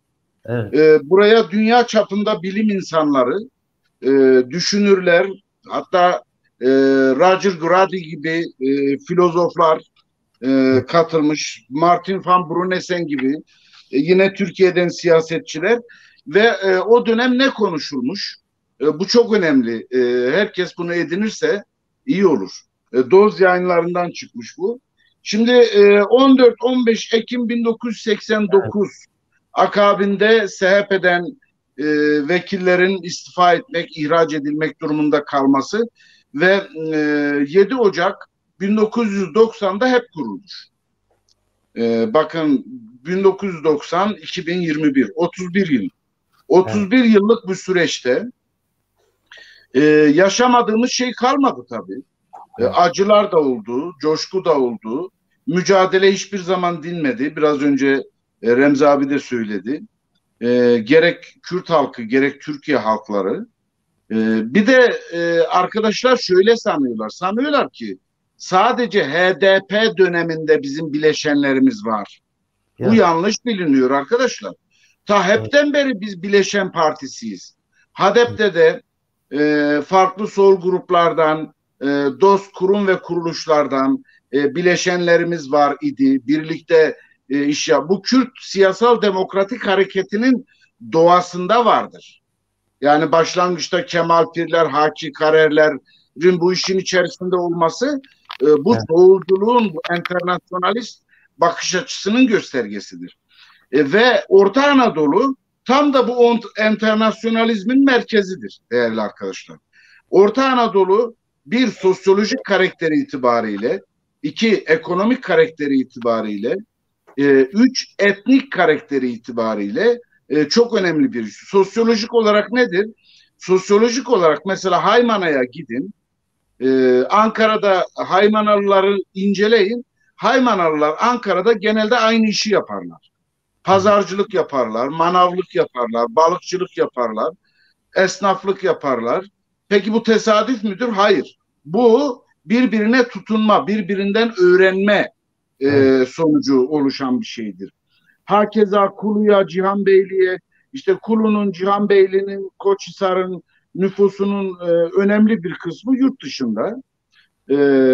Oradan gelip kendi kültürüne, siyasal değerlerine sahip çıkıyorlar. Şimdi sosyolojik olarak kendini korumak için, sistemin asimilasyonundan, baskısından korunmak için bir çember oluşturmuşlar kendine. Bu çemberle dillerini korumuşlar. Mesela Haymana'nın köylerine gidin, herkes Kürtçe konuşur. Efendim Cihanbeyli'nin köylerine gidin, Kürtçe konuşulur. Biraz önce Sırrı Bey dedi ya, ben tanıştığımda onların bizden daha iyi Kürt olduğunu gördüm diye. Bu tür özellikler var. Etnik kimliğine sahip çıkmış, korumuş. Ne kadar ki modern siyasetin gerektirdiği donanımda olmasa da, bu diyelim ki HEP'le başlamış olsa da buna bir sahip çıkma söz konusu olmuş. Sınıfsal olarak çok yoksulluk. Yani tarım toplumu da denemeyecek, göçebe toplumu da denemeyecek, işçi de denemeyecek. Bunun karışımından oluşan bir şey. Bereket versin ki bu yurt dışı şey olmuş. Yurt dışı bir anlamda sürgün de sayılır ama yurt dışı ekonomik olarak nefes almaya olanak sağlamış. Fakat bunun içerisinde Murat Bozlak, biraz önce Rukan'ın da söyledi, Rukan Can, işte uğraşmış, lise, üniversite hukuk fakültesini kazanmış, hukuk fakültesinden avukat olmuş. Şimdi o köy koşullarında bu çok zor bir şey yani. Biz de aynı süreçlerden geçtik. Benim babam da bir marabaydı yani. Bizim tarla tapan bir şeyimiz de yoktu yani. Şimdi böyle olunca bunun anlamı bir başka oluyor yani. Olanakları olanların işi yapmasıyla olanakları olmayanın dişiyle tırnağıyla yapması başka oluyor. Şimdi Orta Anadolu'da bir Kürt, bir avukat, bir aydın ve bu avukat, Kürt, aydın kendi kimliğine, kültürüne sahip çıkıyor. Biraz önce Sırrı Bey de dedi ya, hani bize diyorlar siz Kürdistan'dan geldiniz. Murat Bey diyorlar ya senin derdin ne Orta Anadolu'nun şey yaptın yani. Biz bu köyleri çok dolaştık. Mesela Sındıran diye bir köy vardır Haymana'nın. Değiştirmişler ismini, yenice yapmışlar. Aslında Sıldıran'dır, Balçıkhisar'dır, işte Bunsuz'dur falan. Bu köylere gittiğimizde yaşlı kesimin aslında tartışmak istediğini, resmi ideolojiden kaynaklı ezberlerine sahip çıkmak istediğini gördük. Onlarla kimi tabii sohbetlerimiz de söz konusu oldu. Fakat diline, kültürüne sahip çıkan ama bunun siyaseten neye tekabül ettiğini çok fark etmeyen bir topluluk da var. Çok aydınlanan bir topluluk da var. Gençlikte farklı bir karakter var. Kadında, özellikle kadın, mesela kadın Orta Anadolu'da Kürt kültürünün yaşatılmasında ve bugüne gelmesinde çok büyük. Mesela bugün sevgili Murat Bozdağ'ın annesi henüz yaşıyor. Bugün sohbetimiz de oldu. Mesela Türkçeyi pek doğru düzgün bilmiyor hala, biliyor musunuz anne? Yani o yaşına rağmen. Neden? Kendi kültürüne, şeyine sahip çıkmış. O kültürü yaşatmak istemiş. Şimdi böyle bir insan tabii ki resmi ideoloji tarafından hedef haline gelecek yani. Ve SHP'den geliyor. Sevgili Pürüm, SHP'den geliyor. Bir de böyle bir özellik var. Sizin analizleriniz muhteşem. Sevgili Pürüm, izninizle analizleriniz çok muhteşem ve sizi dinlemekten de gerçekten hiç yorulmayız. Ancak bugün epey misafirlerimiz var. Tamam, ben kısa bir iki şey söyleyip size bırakayım o zaman. Tamam hocam, buyurun. Toparlarsanız iyi olur. Ve evet. Söz şimdi aslında evet, yani Orta Anadolu'luk Anatolia Navin Bekurdi bir hakikat, bir gerçeklik ama mesela Kırşehir'de ben köylere gittiğimde Kırşehir köylerinde bir akşam sohbet ederken bir yaşlı amca dedi ki velate jeri Mugu velate jeri küderedi beji Kürdistan'ı kastediyor, aslı Kürdistan'ı. Şimdi Orta Anadolu'da küçük bir Kürdistan var fakat bu asıl Kürdistan'dan farklı bir yer, farklı bir topluluk, farklı bir kültür, farklı bir dil değil. Bunun buluşması sağlandı. Bunun buluşmasında katalizör rolü oynayan insanlarımızdan, siyasete öncülük eden değerlerimizden bir tanesi Murat Bozdağ'ın hedef haline gelmesi ondandır. Yani dediğim gibi tabii birlikte işte uzun süre hapiste bulunmak, birlikte aynı ortamı paylaşmak, birlikte o kadar ağır siyasi baskıları göğüslemeye çalışmanın getirmiş olduğu çokça düşünce, çokça anı var. Doğrusu bugün mezarı başında da ben söyledim. Murat Bozdağ'ı anmak demek bir yas, bir hüzün demek değildir. Tam tersine bir coşkudur. Tam tersine bir dirayet ve direniştir. Ben buradan özellikle dinleyen arkadaşlarımıza şunu söylüyorum. Bugün Murat Bozdağ'ı anarken sanılıyor ki HDP kuşatılmış, HDP hareket edemiyor, HDP nefes alamıyor. HDP'yi kimse kuşatamaz, HDP'yi kimse nefessiz bırakamaz. HDP halk hareketidir. HDP Murat Bozdağ'ın, Ape Musa'nın, Orhan Doğan'ın, Muhsin Melih'in, sayamayacağımız kadar Vedat Aydın'ın mirasıdır. Bu mirası kimseye yedirmeyiz biz. Bu mirası kimse kuşatamaz. İçeride, dışarıda, yurt içinde, yurt dışında fark etmiyor. Dik durun, canlı olun, moralli olun. Birbirinize bildiklerinizi öğretin. Birbirinizi donatın. Birbirinize moral verin.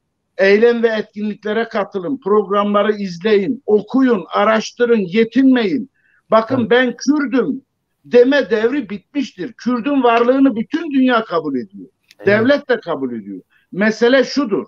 Kürt, Türk emekçisi, halklar, ezilen kesimler siyasete, kamusal yaşama, sosyal alana nasıl dahil olacak?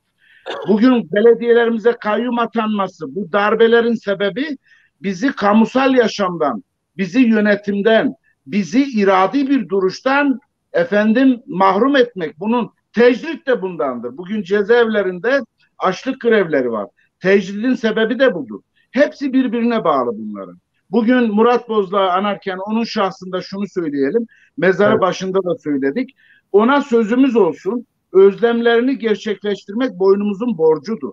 Bunu biz büyük bir tutkuyla, büyük bir coşkuyla yapacağız. Biz diriyiz, biz güçlüyüz, biz halkız. Biz milyonlarca insanı temsil ediyoruz. Öyle moralsizlik, öyle yılgınlık, öyle bir şey olmaz. Bizim siyasal hareketimizde böyle bir şey yok. 40 yıllık, 50 yıllık siyasal hareketimizde ne yılgınlık olmuştur, ne suskunluk olmuştur. Biz tek kişide kalsak, milyonlarca da olsak, Murat Bozdağ'da olsak, Vedat Aydın da olsak bu mücadelemizi sonuna kadar sürdüreceğiz ve bu mücadeleyi mutlaka kazanacağız. Bugün Murat Bozdağ şahsında söylenmesi gereken en önemli şey odur. Ona sözümüz olsun, özlemlerini gerçekleştireceğiz. Kürt halkı diliyle, kültürüyle, tarihiyle özgür olacak. Türkiye demokratik olacak ve bunu yapmak için de elimizden geleni zaten yapıyoruz. Mesele gelmeyeni yapmak. Gelmeyeni yapmaya çalışacağız. O nedenle ben bir kere daha sevgiyle, saygıyla anarken katılan, sunan tüm arkadaşlara yürekten teşekkür ediyorum. Sizlere de sevgili saygılar sunuyorum. Remzi abiye, Sırrı Bey'e, Rukan'a sevgi ve saygılar. Sizlere de kolay gelsin. Çok teşekkür ediyorum. Hocam. Çok teşekkürler. Bir başka zaman programımıza katıldığınız için. Eyvallah, eyvallah. Sağ olun. Teşekkürler. Evet, şimdi Ahmet Abali iki misafir daha alalım. Emin ha demivanından haynin mem halkan helbesvan u nivîskara ji Kurdên Anatolî navîne prêz rejî ji keremaxa mem halkan hayni ser ekranê û parêzer prêz Levent Qanat mem halkan tu bixêr hatî bernama Pêkan TV. Serxêre merheba var baş. Var baş. Prez Levent bixêr hatî bernama Pêkan TV. Bixêr selamet var baş abanno. Apê Reşîd tu bixêr hatî. Apê Reşîd hevalê Murat Bozdağê mektebe û wek hûn ji nêz da nas dikin hunermendekî ji kevnê Kurdên Anatolî navîne gen dibixene kevne helbet gence maşallah. Prez Rami Özgen Efserokê kenekeyê hürmet hema avalara. Allah hürmet hema avalara. Lemi Özgen'im. Prez mem halkan em jita dest pê bikin hûn însanekî ku li qolekê Prez Murat Bozdağ ve hevde nas dikin û bi hev da kar xebat kiriye. Ve Murat Bozdağ çawa nas kir? Merhaba disa jwara. Jwarên terra temaşanê wanên terra giştkarayê var baş. Erê Birêz Murat Bozdağ va em her du jî li qulekê hevalê hevde bûnî. Birêz Murat li wir parêzer bû, ez jî doktor bûm. Hevaltêk ema baş bû, em ê tim li cem hevde bûnî. Ji serê de ez ew jwer ha me hevdij 1980 şiva nas kir. 1980 şiva ez hatim kulî Muradî li wê derê bû diber wê. Ji serê de em ew bêjin Birêz Murat Bozdağ hevalekî welatperwer hezkiriye gel heval û cîrana bû. Tekoşere xebata Kurdaya siyasi û demokrat bû. Te HDP'da demak serokî dikir, serokî HDP'da û rojên giran bûn, rojên teng bûn, rojên dijwar bûn. Muradî fedekar bû, jîr bû, jêhatî bû. Di wan rojên giran da seroktî kir te HDP'da. Siyasetmedarekî rêzdar bû Kurtasî em bênî.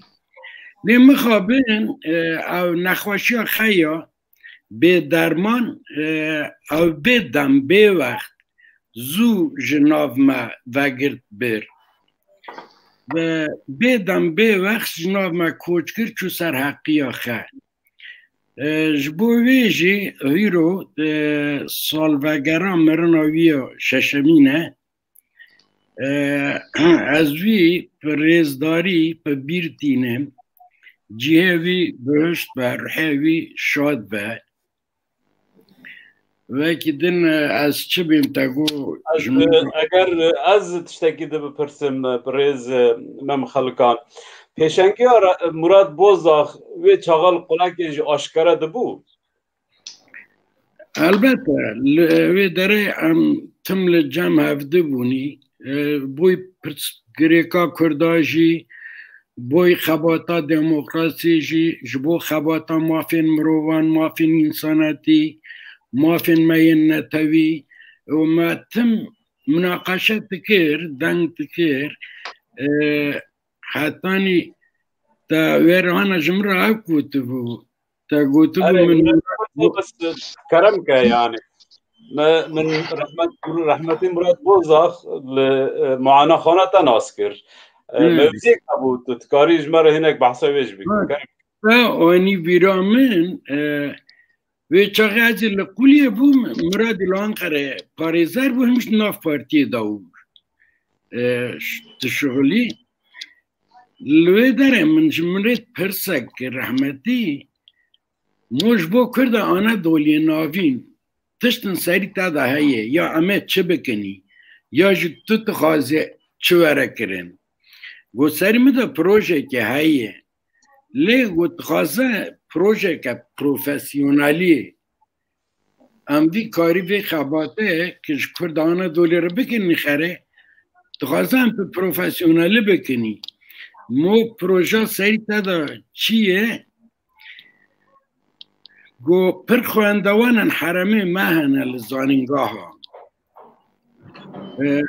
اکل باشا دیروک دخوینن اکل باشا سوسیولوژی دخوینن گوت سره مده تشتگوانی هایه که تخوازه هم جوانا خواندوانا یک کومو چکنی وانا فینانسه کنی جویره اشتگو فینانسور لازمن از اب خش ببین فینانسور تخوازه یا هم وقفه که آوا کنی فونه که خد چه کنی وانا فینانسه کنی بشینی گنده ما هر گنده که چاندا ما زمانه ما کلتورا ما چیه جکالو پیرا بپرسن گند چین آوا بیه کنیا آوا بیه مزنه خیکنه چاندا خیکنه ام ماتریالا برف کنی وان ماتریالانا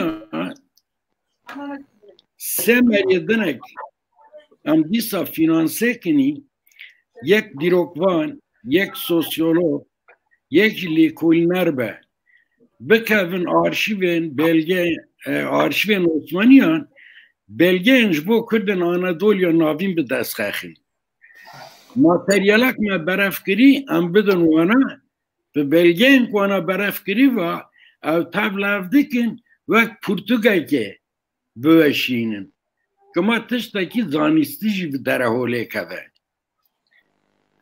تا آنی بیرامن و پروژه مره دوله مخابم سر مرناوی دا بال دنکن لگوتن ما مخابن و سابو برز نجاتی کرم که حوال نجات خوازه پرسه که اشتبه پرسه از بینم سر اکرانه کرم که اره از خازم در باز برز لوند قنات ببین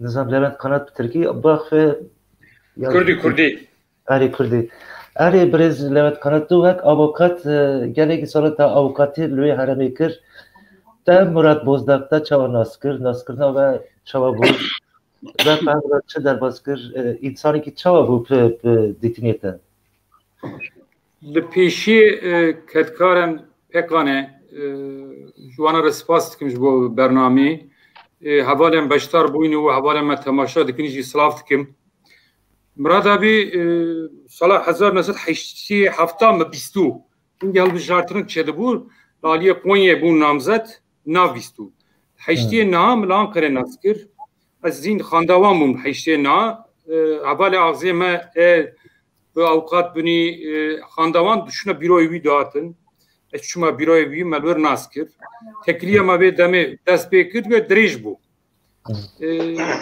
İngilizce gran avukati pırnat gram tüm düşün ser mesela Kürdi jmera tiştin dugotun peşniyaj jmera dikirin ser mesela Kürdi mam xabat kini avd khast ve bir mekin bu avukat şi ser ve mesele xabat kin alikariye bu Kürdadın sağ çare seriye ve mesele xabat bikin avd khast meratim dugotun fikre me pırs dikirin mebet ser ve fikrana me tekili çe dikirin Paşe nodi hep çebu, hep avakırın ve demi büro vijif avukat faik çandaj lor naskir. Faik jmemester bu, murada bij pır jmemester bu. Az düşün büro faik şi, tabii de serve mesele Kürdi medaxvi serve mesele me fikre xeb evra parva dikirin murada bir gran az paşa not siya şuva murada bir çidi hepede yaktifu tabii mesela bir ne avukativu yani bir o gran ciştu tu bütün enerjiye hamu mesela Kürdra siyasete Kürdra burada kuru serve xabat kir serve de fikri per siyaset medere Kürt navdar serve mesele xabat dikin terinten biro Yunas kirin murada men nas kirin da am bav nas kirin dani fayık teniske nas kirin da haşe fayık mır şuva murada bir te per xamgin bu serve mesele per sıkıntı kişan kabul nedikir yani mırniye fayık kuştuniye fayık جوی شوا تب سالا کی شوا işte ne hoş bu Rukan gotiyatın malevi bu kışın ya mingeç pertirsini ve ne hoşiyan tişten bir vara diye murada bir jurji sarka darket paşahat damet DP şua tamamen yani zamana geçtik da siyasete Murat çünkü Bağdat Najingel Partiye rebeber bum çünkü dağıtın bavi ama düda diyor şu murada bir Kürdik ahi zelala bu dixast gale Kürt mapsar xeve çanda gale Kürt vanda nave zaninga xebin em bin çit işte lekolne çedikini mahabin ma Kürdiki zindibe ve ki çedike bir harekete Kürdi tevgere Kürdi mezedikir ez zindik kışana kasa alikari de davra ev dixast per mesela bir ideolojiye tına uzede ideolojiye bir zelal Kurditiyu ha Kurditi peş var servet de fikri bu ve ali digirtin ciğe gore ve beledikir evet paşa nezki paşa nodi ben çavi bun tabi yani avji bu murada bezvana jibim Carekil Ankara hapishane olucanlar dizal güdüle ber güdülejli elma dayaman se hapsaman ez çünkü Bağdat'ı mahkemeci le hapsaji am düşünü ba gardiyana müdüra leyla biban reze davustin pre saygılun hürmetsizde jera ne dikirin avj per dikta dusti moral de havala hatta mevkat am düşünü moral de dam Dugo javale partiya rabin ma dikta ustin vad rojane derbas bin ve xabatê de vat işte venger ma ve bizanin jüye ağzı ve guceka mezin hezaka mezin didama. Dağıt mahkeme jî yani bisavu mahkeme derdiket mahkeme jî tema paş vaftın tına dugo yani va dozen siyasine ve ne dozen hukukine am venet zanni am jbo gale Kürt xabat dikini un mafek gale Kürt nadin ام جوا مافن گله کرد خازن جبو ما گله مافن گله کرد خبات کن و پاشتا نه گاوه پاشتا نه داوتن و علی پردیک تیوا مورال ده اول دیجی حبس نتشتکی قوله محکمه نتشتکی قوله حواله وی ونگ وسای دیک داد üstünü bun hem jevkat arayıştaki mezene bucak mezene hem je ber mahkeme de üstü jwana bucak mezene dağıtını partiyi tamaşa dikirni moralaka mezin bu juanra. Murade vana baş dikirin. Partizani.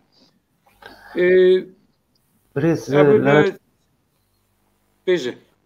Yani gerek ispat dikirin bu haftına ve bu havaletiye ve brez Murat Bozdakça gerek nivanim hadinci yani kusre mecili ne az bir mez bir mevalat rejgir yani az derbes mem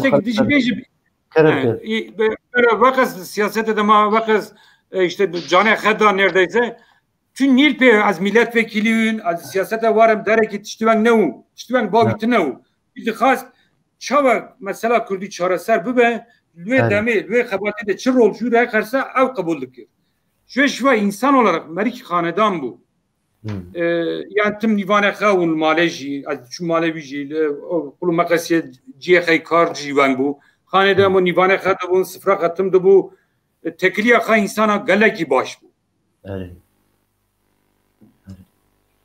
از بیش منانه هم gerek spas tıkın brez Levent hem roja kedim sen gelek ispat bu hatinata derbin oğul ve txazi bemejiyem tıdzani emne derbas havali Ahmet Gezer bin. Havale lami zuvan ne diye azizat slava rejiyor biçim havale emni berem dost de bereni. Eci slave kuştar şinim şevvar gelek spas. Baş kekimetin baş. Havale draja paraşit reji. Oğul ve serçava spas kini malta ava jber. Can da slaftikim. Tekilime kanat ve per nebun ama amtım serbilent fatatın cemabdı. Yani kareme müzik ya. Yani serbilent ve gelek jara vatın cemab. Rastı. Selam verme, selam verme. Rez memxalkan tanena doktora. Rez memxalkan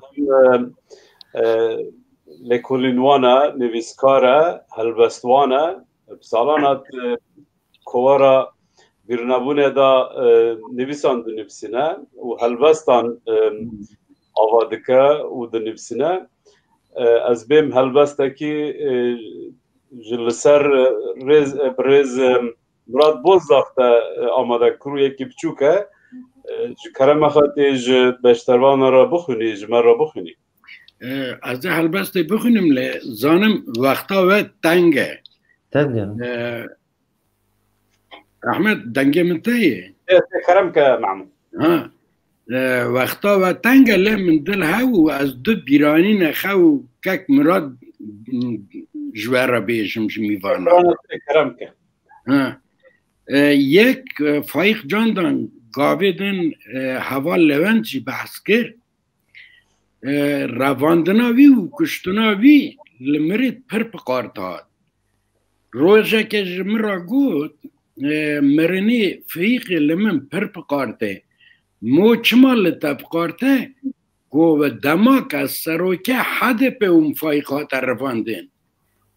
Bi wî alî ez seroke partî û Faîq hate revandin û hate kuştin. Ji wî alî ve tu ez pir pê têşeme ê li min pir piqarte. Yek ji min got peki Faîq vana çima revandin? Dahayca dernehayê hayjna tiş neye? Got na vana got dixwazim peyameke bidine me. Mesajeke bidine me û Kurda Anadolî. Xwendewanê me, ronaqbîrên me, wevanê me re twêne herin tu malê xwe de rûnin, deng nekin. Hûn tu malê xwe de rû neniştin ve deng kir, encama we ji Faîqe. Paşiya we jî hûn jê münafîq bûn. Goyê vê mesajê didine me, vê peyamê didine me. Yek ve yek jî dixwazime bîranîneke xwe din jî bînim ziman, dema nexweş û 1914 hilbijartinê herêmî hebûn, yerel seçimler. Nexweşî xwe aşkere bûyîbû, tedavî didît. Ama xwe paş ve netida. Mitin geriya. Hevalekî ew qasî fedekar bû. Nego ez nexweşim ez malê xwe de rûnim. Rokê ji min telefon kir got em qisa de ez her me cihan bêyîlî. Got tu jî karî te tune min re were. Min ji got erê karî min tune sibê werim bigire em ê teve vernî. Sibê hat ez gibim ke şorê dirêj nekim zû ji we re bêjim. Em pirê de tişûnî şêwirmendekî xe danişmankî xe tarebêdo em sê meribûnî. Pirê de jê pirsîm mo başkan demeke rahmetî Bülent Ecevît gotibû tu pirsgirêke Kurdan li Türkiye tune. Gotibûn çima? Gotibû pirsgirêke Kurda hebe. Kurda Anadolî jî dengî xwe bi derxin. Ka Kurda Anadolî tiştkî dixwazine dengî xwe bi der têxine. Demekî tu ew kewana tune ye. Tu pirsgirêke Kurda tune ye. Wanek dengî xwe bi der têxin ji boî aboriyê, ji boî herema wana paş ve mayeyê dengê xwe bi der têxine. Ne ji boî pirsgirêkê Kurda ye. Movayet nebirêta vergotû got erê lê nebîrî min.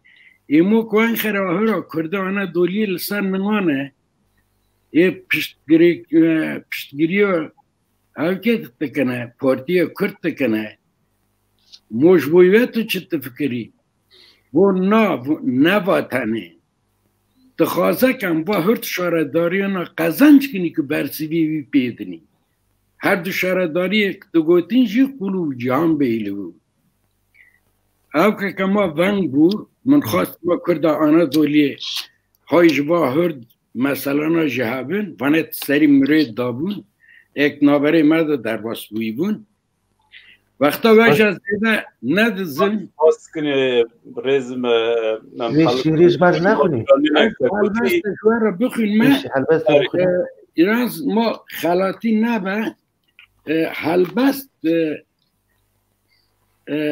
چاری نک جوه لسر کافری مزلی مرید سیجان خانمش مرا تلفن کربو گوتو چاری نکش مرا بشینین امچل سرکوری مزل بنفسینی حتی چند هلبستک جی راحتی جم را شاندم ملکم کردن امرونشت به حوالا با اوک جی راحتی ملسر آخفینی ایب ترکی بود حوالا که جی گوت به ترکی نابش کوری مزلی مرید را خوازب کردی واره نفساندنه گوت تو هلبسته خوون همجوی داره چاری نکه بگرنی او چارنا هرل سر کبری میزن مجبه هلبسته گرته بود ما خلاته نبه من او دراکات کرد اجوار هلبسته جی بخونم خیلی جوالا بخوازم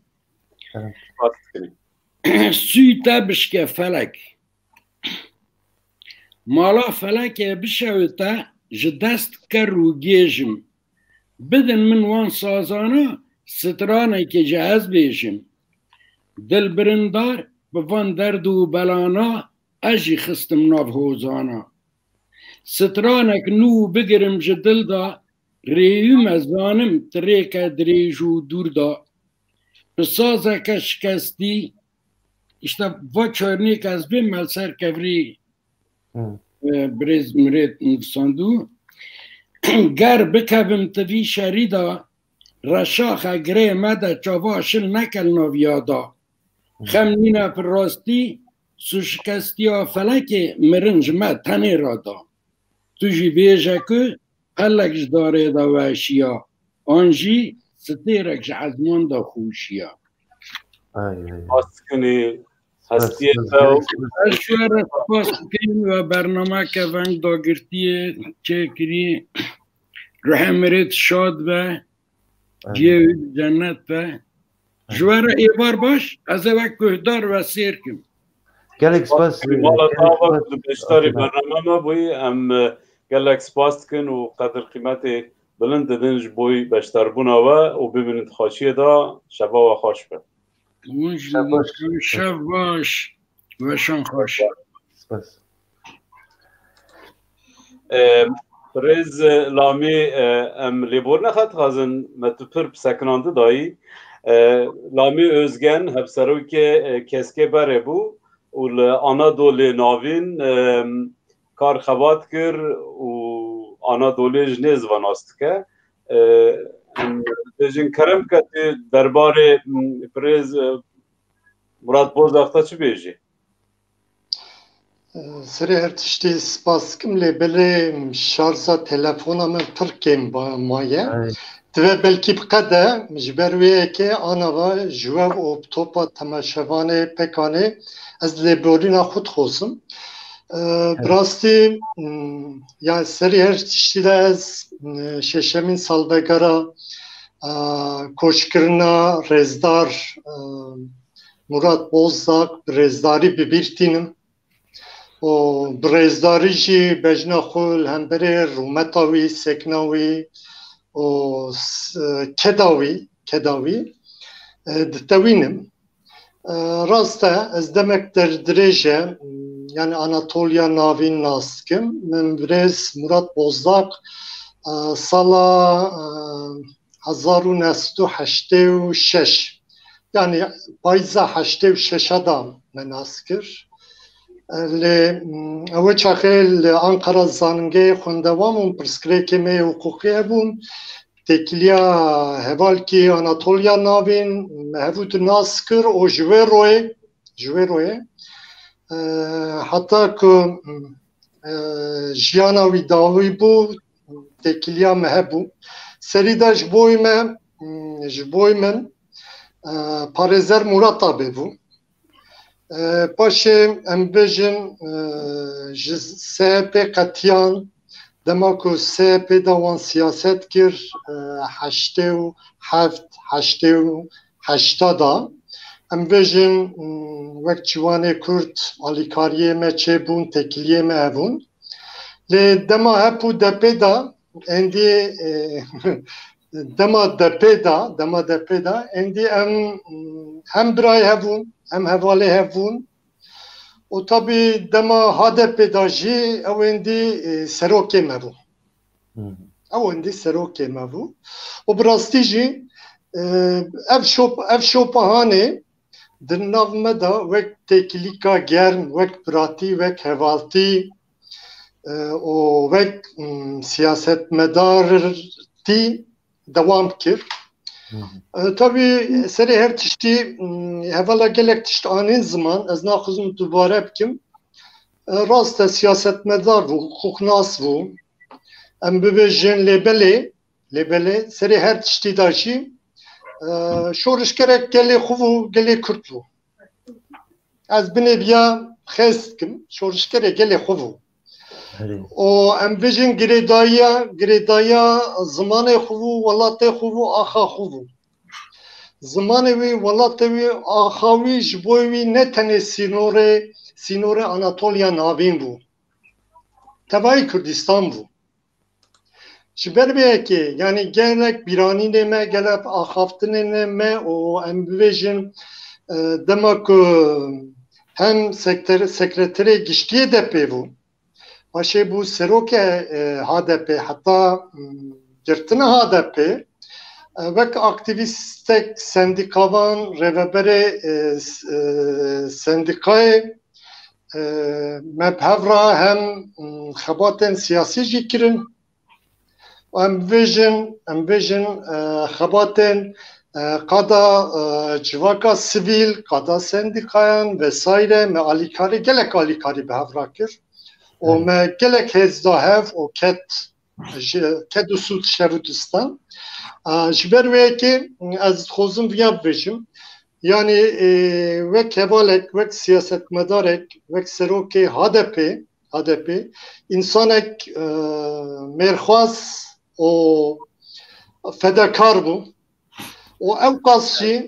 qas jî mütevazî bû insanek populîst nebû yanî seknewiya siyasetê da biçûk ara biçûk bû mezin ara mezin bû yanî dibin ya siyasetmedarê nav gel zanî insanek wisa bû hevalek wisa bû û bi rastî jî ev seknewî ne li ser tenê xelkê me Anatolya navîn ser gişta heremên Kurdistanê jî bandor kiribû yani şahit bûme li Amedê jî şahit bûme em bêjin Serhetê jî Botanê jî şahit bûme heta van salê dawîn em bibêjin tu diçî mala insanê me partiya siyasî kîjan be hê dibên HDP zanî hê dibên HDP em bibêjin wisa bilêv dikin û gava ku dibên HDP jî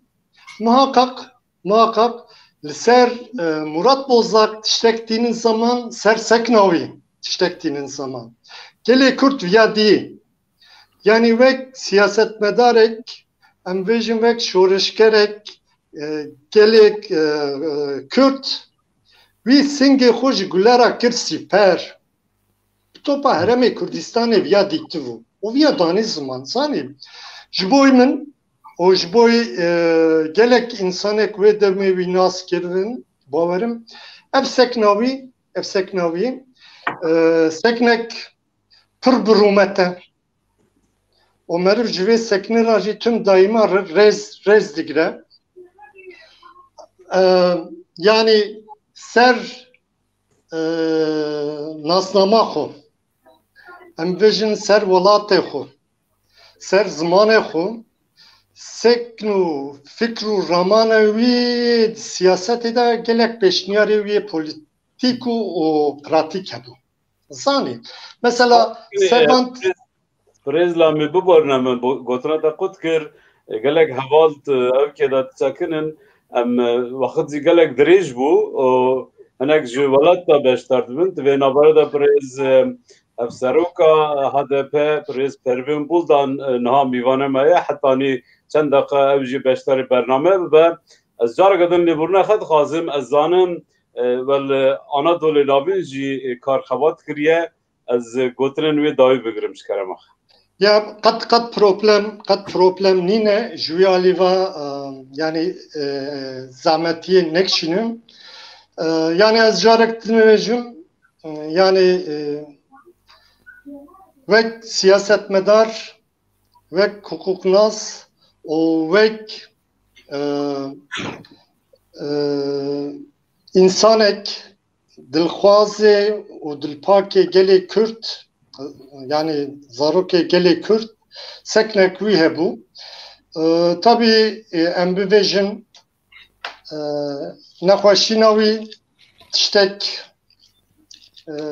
zûvû ji ber wê yekê em bibêjin çûndina wî jiyana xwe destayîn pir zû o ji me jî ji bo me teva jî yani em bibêjin em her gav wî bibîrtînin o carek din jî sernavê xwe dibêjim wek hukuknaz wek Murat abi ve Kemal Murat ve Murat Başkan carektin birtinin o brezdari carektin ji bejnaxu liber rumetawi kedawi ve ev seknawiya şorişker ditewinin şevbaş varam şevbaş dara prez lami özgen hevsaroki HDP barebu em spas kiz boyu beşter buna var. Evet. Şimdi sevgili Abi Reşit, size sorular sormak isteriz. Burada anons edelim. Biraz sonra HDP eş başkanımız Sayın Pervin Buldan katılacak arkadaşlar. Programı yani, paylaşalım. Pervin Buldan katılıyorsa ben gene beklerim yani. Benim için sorun değil. Yani siz de birkaç dakika çocukluğu Murat Bozdak'la çocukluğu arkadaşısınız. Evet. Diğer arkadaşlar mücadelesini anlattılar. Arkadaşlıklarını anlattılar. Biz istiyoruz ki çocuklukken yani siz birlikte çocukken hayatınız nasıl geçirdi? Murat Bozdak'ı o dönemde nasıl tanıdınız? Nasıl bir insandı için? Evet. Şimdi arkadaşlar Murat Bozdak'la olan görüşmelerini, tanışmalarını anlatırken evet. Ben kendi kendime dedim Murat Bozdak'la ilk tanışan benmişim demek ki. Ya, hani evet. Çocukluk yıllarından başladı ya. Öncelikle sizin bu programı ele almanızdan dolayı yapımcılarınıza, sizlere ayrı ayrı teşekkür ediyorum. Biz teşekkür ederiz. Bu böyle bir programı yaptığınız için. Ayrıca Murat Bozdak'ın bugün ailesi gidip onun mezarını başında onu anması. Gönül isterdi ki biz de onların acısını orada paylaşalım. Yeah. Ama bu musibet hastalığın yüzünden kendim de yani bu hastalığın bir kısmını falan geçirmiş oldum. Seyahatlerimiz bayağı kısıtlandı. Gidemedik. Burada Seycan ablama saygılarımı gönderiyorum. Ayrıca Ruka'nın gözlerinden öpüyorum. Murat Bozdak'ın her iki oğlunun da düğününde bulundum yani orada onun köyünde onların düğünü yaptık.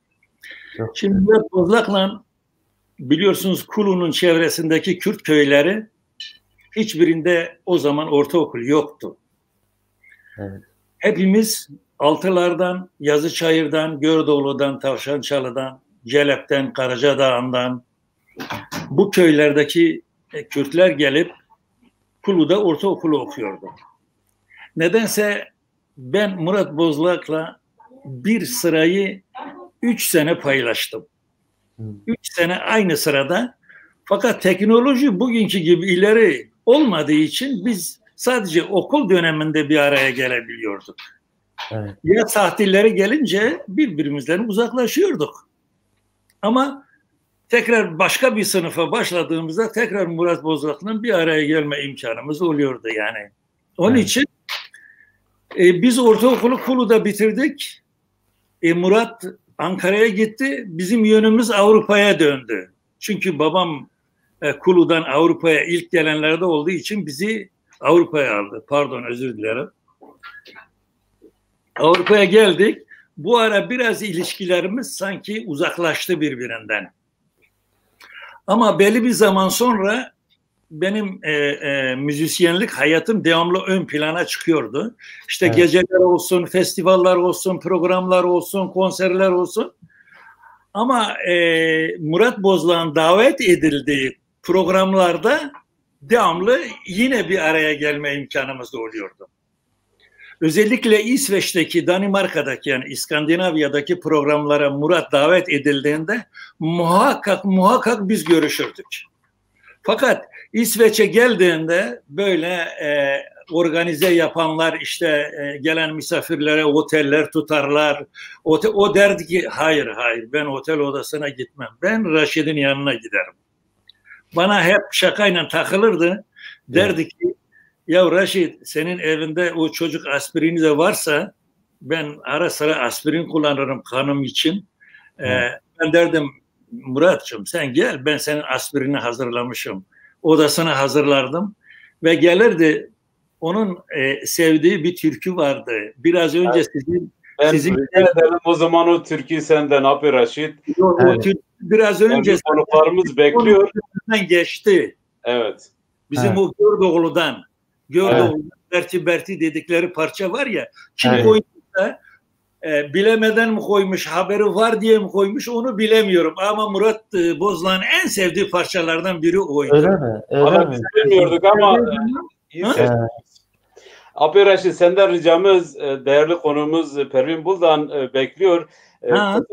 Kısa bir nakarat alalım. Burada bekleyin, daha sonra sizi alalım. Evet, bekleyin, daha sonra. Onun sevdiği o türkünün bir kıtasını mı söylüyorum? Evet. Evet, buyurun.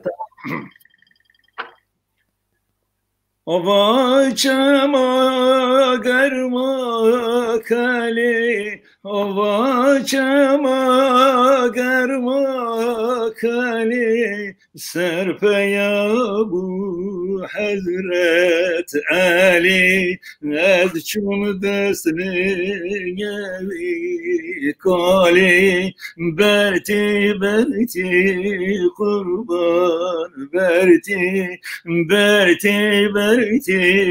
hayran berti kumamalı gümel mero verti. Ben ufak bir cümle daha söyleyeyim. Herhalde programı bitireceğim. Ama ayrılma, programdan ayrılma sonra. Daha sonra seni tekrar alalım. Buyurun. Peki. Buyurun. Siz alın o zaman şeyi. Beni tekrar yapıyorsan. Ben şöyleydi yani Hollanda'da bir festivale çıktık. Murat Bozlak oraya davetliydi. O zaman mikrofonu aldı. Seyircilere, dinleyicilere, misafirlere dedi ki ya bu arkadaşım müzisyen oldu, ben siyasetçi oldum dedi. Ben siyasetçi oldum ve kurşun yedim. Valla dedim Murat'ım benim yanımda boş bir davul duruyor. İsterse sen de onu boynuna al. Müzisyen ol yani. Öyle şakalar olurdu yani. Size teşekkür ediyorum. Çok teşekkür ederim Rafi Reşit. Ağzına yüreğine sağlık. Eyvallah, sağ ol. Çok teşekkürler. Sağ ol. Seni tekrar alacağız. Evet sevgili seyirciler, programımız devam ediyor. Sizlerden rica ediyoruz. Bir kez daha programı paylaşın. Sevgili eş başkanımız Pervin Buldan şu an katılacak. Evet, Havali Ahmet buyurun. Tamaşavanın heca hapsaruka HDP brez Pervin Buldan nahap meraya. Şkaramakhaj rezi rica dikin brez Pervin. Sayın Başkanım hoş geldiniz Pekan TV programına. Merhaba, iyi akşamlar, iyi yayınlar diliyorum öncelikle. İyi akşamlar. Sayın eş başkanım, bugün sevgili Murat Bozlak üzerine bir anma programı yapıyoruz. Siz de uzun yıllar birlikte mücadele yürüttünüz. Murat Bozlak'ı nasıl tanıdınız, nasıl tanıştınız, mücadeleyi birlikte Nasıl başladınız? O konuda sizlerden bilgi almak isteriz. Buyurun. Evet. Ya öncelikle size bu programı yaptığınız için gerçekten çok içten teşekkür etmek istiyorum. Emeğinize sağlık, yüreğinize sağlık. Murat abinin 6. ölüm yıl dönümünde böylesi bir programla onu anmak Evet. büyük bir onurdur aslında. Bu onur sizlere aittir. Çok teşekkür Murat abiyi anlatmak çok kolay değil tabii ki, ama ben de dilim döndüğü kadar onunla kısmen de olsa siyasetin bir parçası oldum. Siyaseti ben aslında Murat abiyle öğrendim. Bunu ifade etmek isterim öncelikle, ama tabii sözlerime şöyle başlamak isterim. Yani özellikle Murat abinin siyaset yaptığı dönem çok zor bir dönemdi ve Kürt halkının demokratik mücadele geleneğinin asla unutulmayacak bir ismidir Murat abi. Ve bir değeridir aslında Kürt siyasetinin. Çünkü Murat abi çok zor bir dönemde partinin genel başkanlığını yaptı. Tabii onun geçmişi de vardı. Yani ben tanımadan önce de çünkü aramızda çok fazla bir yaş farkı var.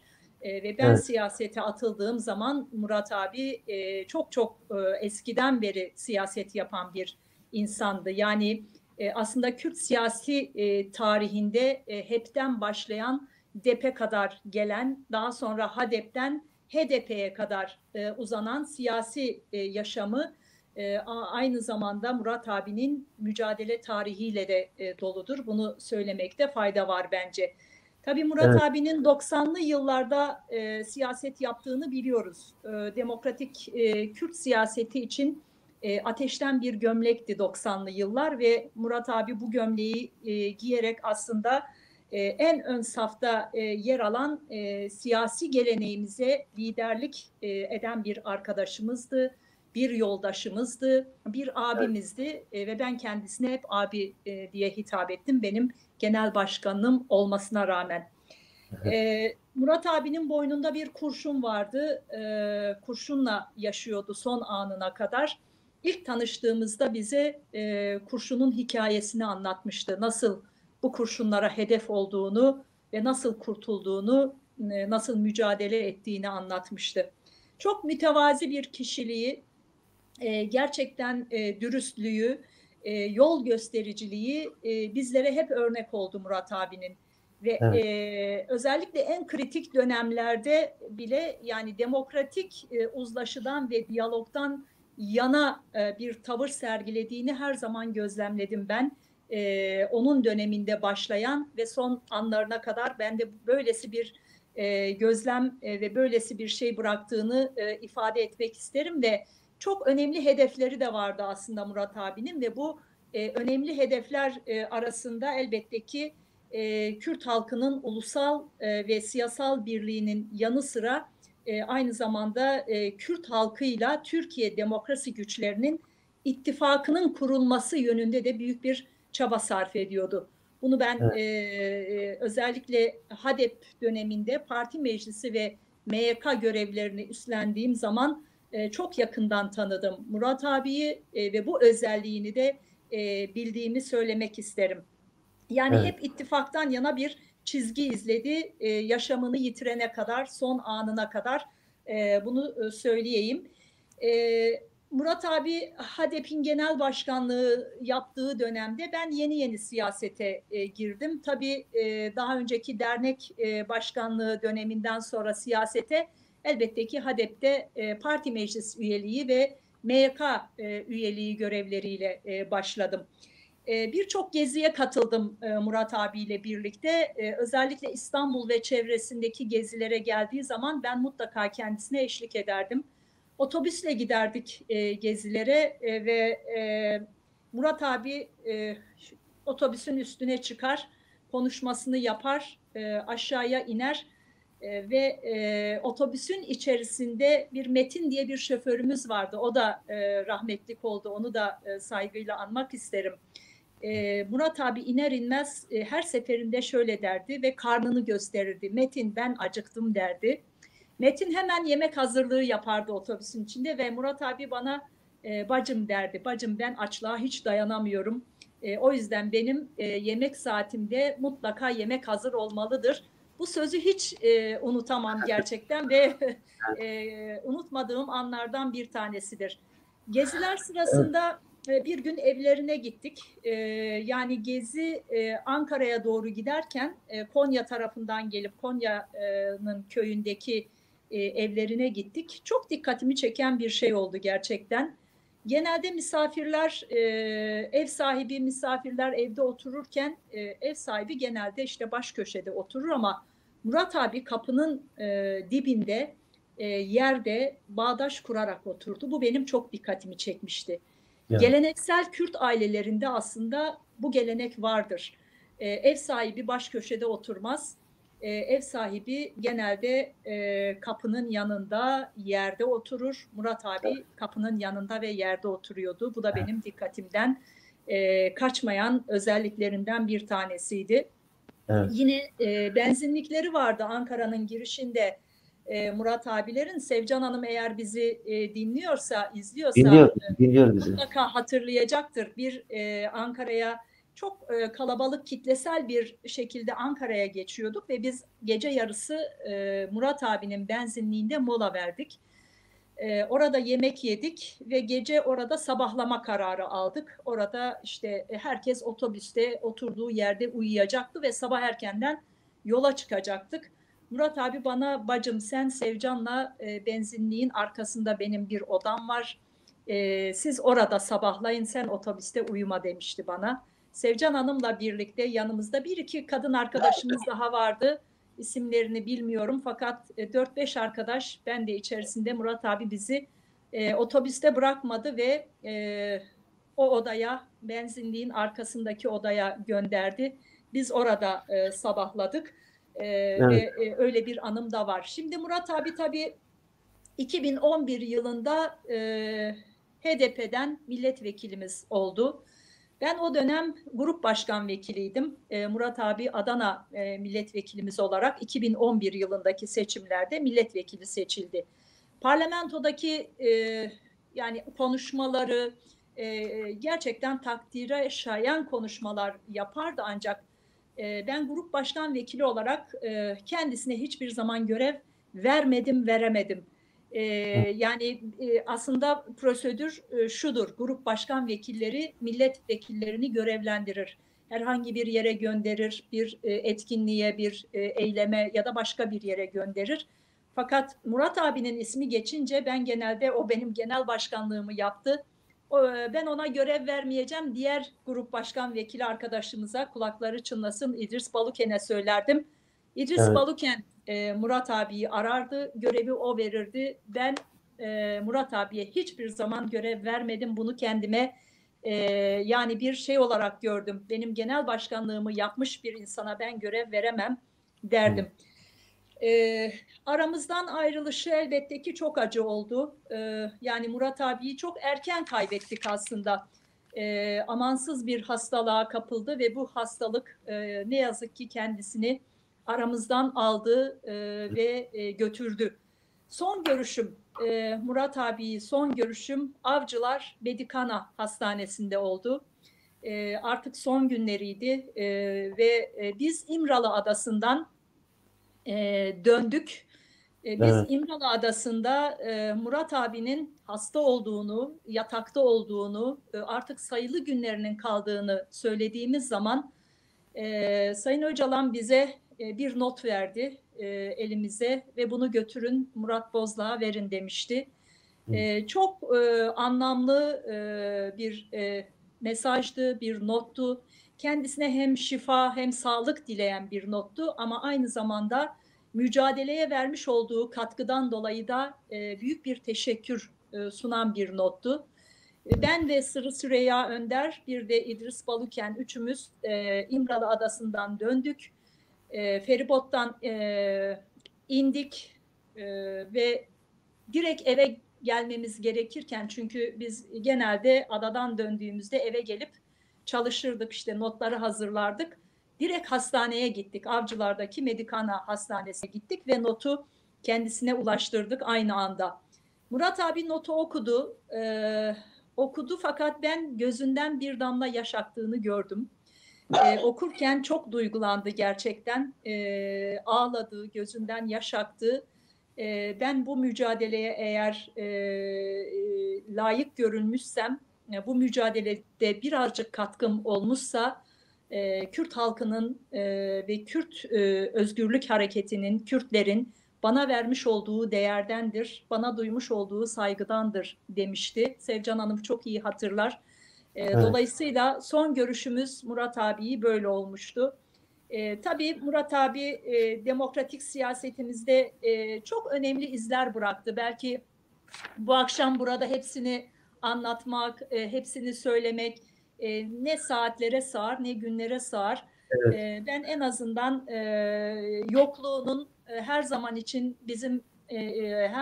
bizim için bir eksiklik olduğunu ve onu çok hissettiğimizi, özlediğimizi belirtmek isterim. Bir kez daha ölümünün, aramızdan ayrılışının 6. yıl dönümünde Murat abiye Allah'tan rahmet diliyorum. Bir kez daha mekanı cennet olsun diyorum. Ailesine, Sevcan Hanım ve çocukları başta olmak üzere, kardeşleri, ailesi başta olmak üzere tüm sevenlerine ve Kürt halkına hepimize bir kez daha başımız sağ olsun diyorum. Büyük bir abimizi kaybetmenin acısını ben bir kez daha bu akşam çok yürekten hissettim ve yaşıyorum. Teşekkürler. Teşekkür ederiz değerli başkanım, değerli konuşman için. Siz buradayken, bu kadar misafirimiz varken bu saate kadar sizi beklettik. Bundan dolayı özür dileriz. Türkiye'de saat 11'e geliyor. İki tane soru soracağım. İkisini birden cevaplarsanız ondan sonra... Tabii ki. Selahattin Başkan'ın durumuyla ilgili biliyorsunuz Avrupa İnsan Mahkemesi Büyük Daire onun tahliyesine karar verdi. Buna rağmen AKP ve MHP hükümet tarafından bırakılmıyor. İkincisi bir diğer onurumuz Sayın Leyla Güven'in o çıkışı biliyorsunuz Afrin'le ilgili bundan dolayı içeri alındı. Bu iki arkadaşımızla ilgili neler söylemek istersiniz katılımcılara? Evet, Selahattin Başkan, Selahattin Demirtaş gerçekten hepimizin çok sevdiği, saydığı, aslında milyonların sevdiği, saydığı bir siyasetçi, bir insan. Uzun yıllardır yani 4,5 yıldır cezaevinde haksız ve hukuksuz bir şekilde içeride tutuluyor diğer arkadaşlarımız gibi. Selahattin Başkan'la ilgili tabii Avrupa İnsan Hakları Mahkemesi'nin vermiş olduğu karar tarihi bir karardır ve çok önemli bir karardır ama sadece Selahattin Başkan'la değil aslında Türkiye'deki bütün hukuksuzluklarla ilgili verilmiş bir karar olarak görüyoruz. Biz o yüzden tarihi bir karar diyoruz.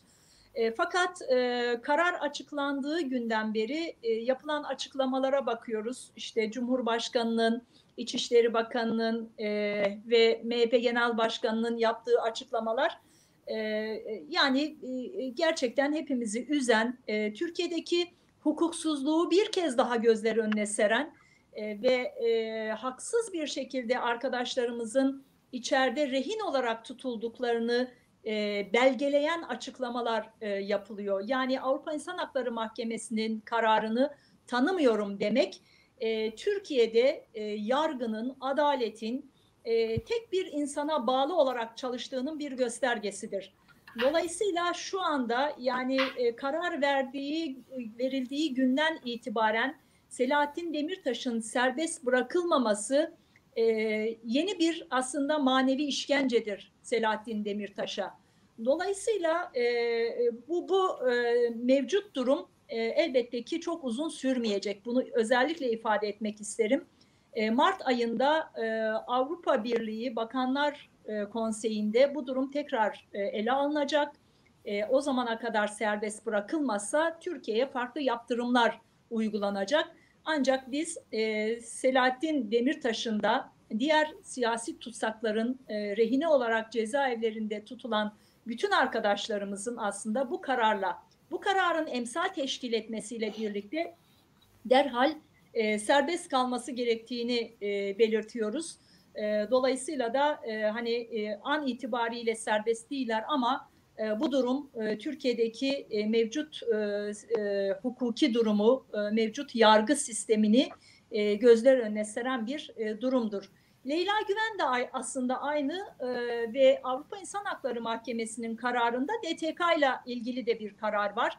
Çünkü Leyla Güven aynı zamanda DTK'nın eş genel başkanıydı. Ve 22 yıl 3 ay gibi çok gerçekten fazla bir cezaya çarptırıldı. Bunun Yargıtay süreci olmasına rağmen Yargıtay süreci beklenmeden Leyla arkadaşımız da apar topar tutuklandı ve şu anda Elazığ cezaevinde. Şunu söylemek isterim, son zamanlarda özellikle Leyla Güven'in hem açlık grevi süreci hem ondan sonraki dönemde de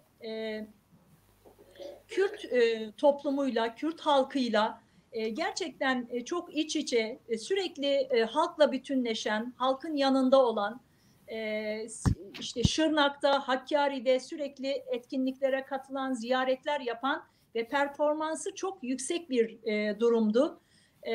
Türkiye'yi yönetenler Leyla Güven'in bu durumunu çok hazmedemediler. Kadın olması, bir siyasetçi olması, Kürt halkının ve Kürt toplumunun nezdinde bir karşılığının olması aslında ülkeyi yönetenleri çok rahatsız etti. Biz bunun farkındayız. Dolayısıyla da hem Leyla Güven'in şu an cezaevinde olması hem Selahattin Demirtaş'ın cezaevinde olması büyük bir hukuksuzluktur. Bu hukuksuzluğa bir an önce son verilmesi gerektiğini ben özellikle belirtmek isterim ve bunun için HDP olarak elbette ki bizim hem siyasi hem de hukuki olarak mücadelemiz devam edecek. Sürekli toplantılarımızda bu konu başta olmak üzere, yani birinci gündem olmak üzere konuyu sürekli tartışıyoruz. Daha fazla ne yapabiliriz? Arkadaşlarımızın serbest kalabilmesi için nasıl bir mücadele yürütebiliriz? Çünkü bütün arkadaşlarımız 4,5 yıldır ve onun öncesinde olanlar da var elbette ki, uzun yıllardır cezaevlerinde olan arkadaşlarımız var. AKP hükümetinin siyasi rehinleri olarak cezaevinde tutuluyorlar. Bu hukuksuzluğa karşı elbette ki yapacağımız çok şey var ve bir siyaseten yapılması gerekenler var. Hukuken yapılması, belki Türkiye'deki iç hukuk yolları artık tükendi ama diplomasi faaliyetimizle Avrupa Birliği Bakanlar Konseyi gündemine alacağı zaman onun öncesinde gidilmesi gereken, görüşülmesi gereken ne varsa, ki bu hafta zaten başlıyoruz görüşmelere, online toplantılar, büyükelçilerle görüşmeler, pandemiden kaynaklı bazen şartlar çok elverişli olmuyor ama her şart ve koşulda biz bu mücadeleyi yapacağız. Bu açıdan biz halkımıza söz veriyoruz. Üzerimize düşen her türlü görev ve sorumluluğu yerine getireceğimize söz veriyoruz. Bunu ifade etmek isterim. Ta ki arkadaşlarımız özgür olana kadar, özgür kalana kadar. Çok teşekkürler sevgili eş başkanım. Katıldığınız programımıza büyük renk kattınız. Seyircilerden de sizlere yüzlerce kez selam, saygılar geliyor. Çok teşekkürler. Çok teşekkürler ediyoruz. Böylesi bir programda Murat Bozdağ'ı anma programına katıldınız. Son olarak belki birkaç söz de Orta Anadolu Kürtleri üzerinde belki birkaç söz söylemek istersiniz. Onu da alalım. Daha sonra sizi uğurlayalım eş başkanım. Sesiniz kesildi. Son soruyu alamadım. Çok cızırtı var. Yani son olarak Orta Anadolu Kürtleri üzerine söylemek istediğiniz belki birkaç söz vardır. Onu da alalım. Evet. Daha sonra sizi uğurlayalım eş başkanım. Buyurun. Evet. Orta Doğu Kürtleri mücadeleye büyük katkı sunan Kürtlerdir aslında. Konya'da Cihanbeyli Kürtleri, Kulu Kürtleri, bütün bunlar aslında Kürtlerin siyasal tarihinde, mücadele tarihinde önemli bir yere sahiptir. Orta Doğu Kürtleri derken aklımıza Murat Bozlak gelir. Orta Doğu Kürtleri derken aklımıza Leyla Güven gelir. Yani evet, bu iki önemli şahsiyeti Kürt siyasi tarihine kazandırmaları bile bizim için büyük bir onurdur. Evet. Ancak tabii ki mücadele sadece isimler üzerinden, sadece şahsiyetler üzerinden değil, her zaman, her daim mücadeleye katkı sunmak, mücadeleye emek vermek ve mücadele yürütmek hepimizin görev ve sorumlulukları arasındadır. O yüzden ben Orta Doğu Orta Anadolu. Orta Anadolu Kürtlerinin de bu mücadeleye vermiş oldukları büyük katkıdan dolayı özellikle teşekkür etmek isterim. Ve bu mücadelenin önemli bir parçası olduklarını da söylemek isterim. Hem Murat abi şahsında hem Leyla Güven şahsında.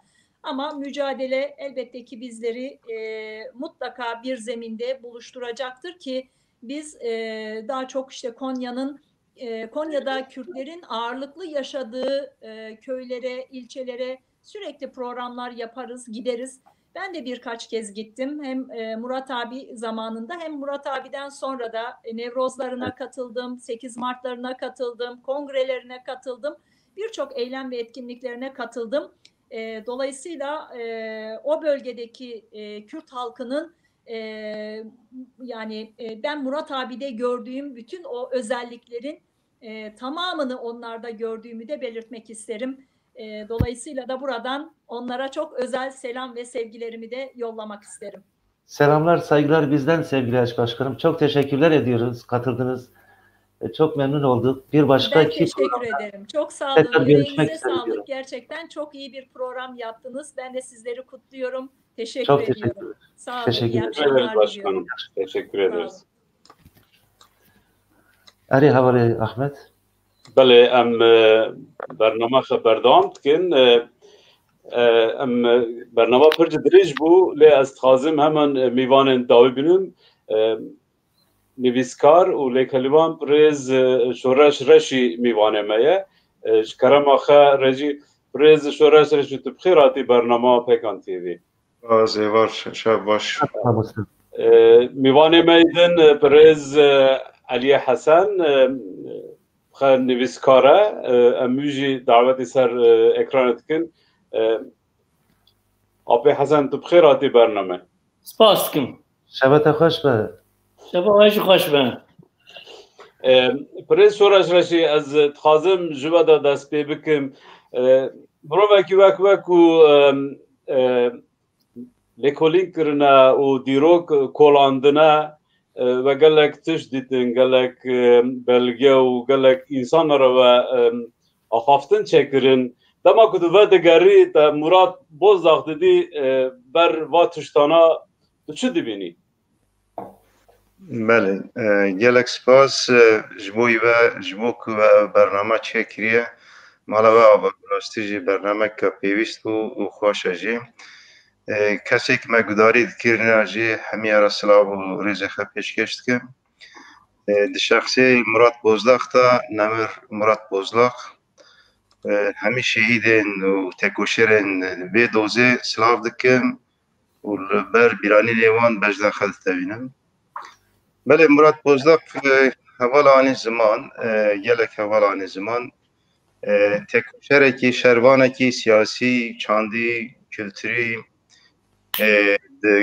نوالا کرده ده بو گلک مروکی گلک بجسارت بو گلک زانیار بو و دنوا بین کردین آناتولیا ناوین کردستان و دنوا بشن دموکراتیک ترکیه ده وک پریکی بو اجبو ویجی مروف چقاس بحثا مراد بازداخ بکه کیمه به تایبەتی جی مراد بازداخ ام بیژن اگر مروف دما لیکولین دکه دما ام بین حشمندیا دولت دینه برچاوا جه سردما عثمانیه بگره حتی نی سردما ام بین ترکیه جمهوریتی کمارا ترکیه منتالیتا دولت یعنی حشمندیا دولت ناتیه گوارتنی دما کردین آناتولیا ناوین ام بین بزور آناتولیا بجی کرن آرمانجا که دولتی هبو یعنی فرق نکه دولت عثمانی دبه یا جی دولت کمارا ترکیه دبه آرمانجا که وانه تانی هبو کرده بلا بکن کرد نوا ام بین ترکیه نوا ترکادا یا جی نوا ملتی ده بین هلاندن و اسیمیله ببن بنده ببن آرمانج او بو او armaca hiroji berdamtiye ne ku nake hiroji berdamtiye hatta mesela gelek daxuyenin Ecevit avun Bülent Ecevit avun Serok Veziri Türkiye bere digot eğer digo Kurd dali ekonomi da rahat bebin pirsgirêkê wan nabin wê bêdeng bin.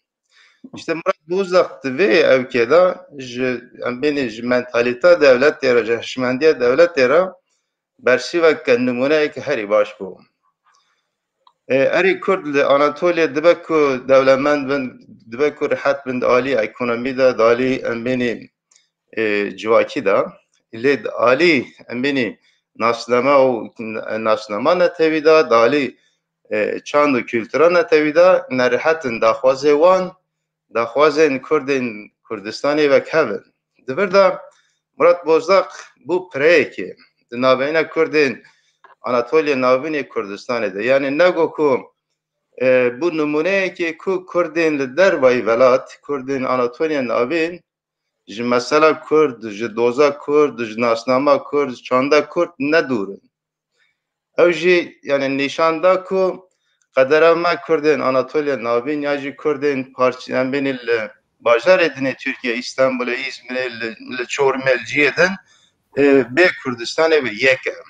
Ew ya vê tiştî, vê berxwedanê, vê sekinandina Murat Bozdağ devlet pir nerihet kir, devlet aciz kir.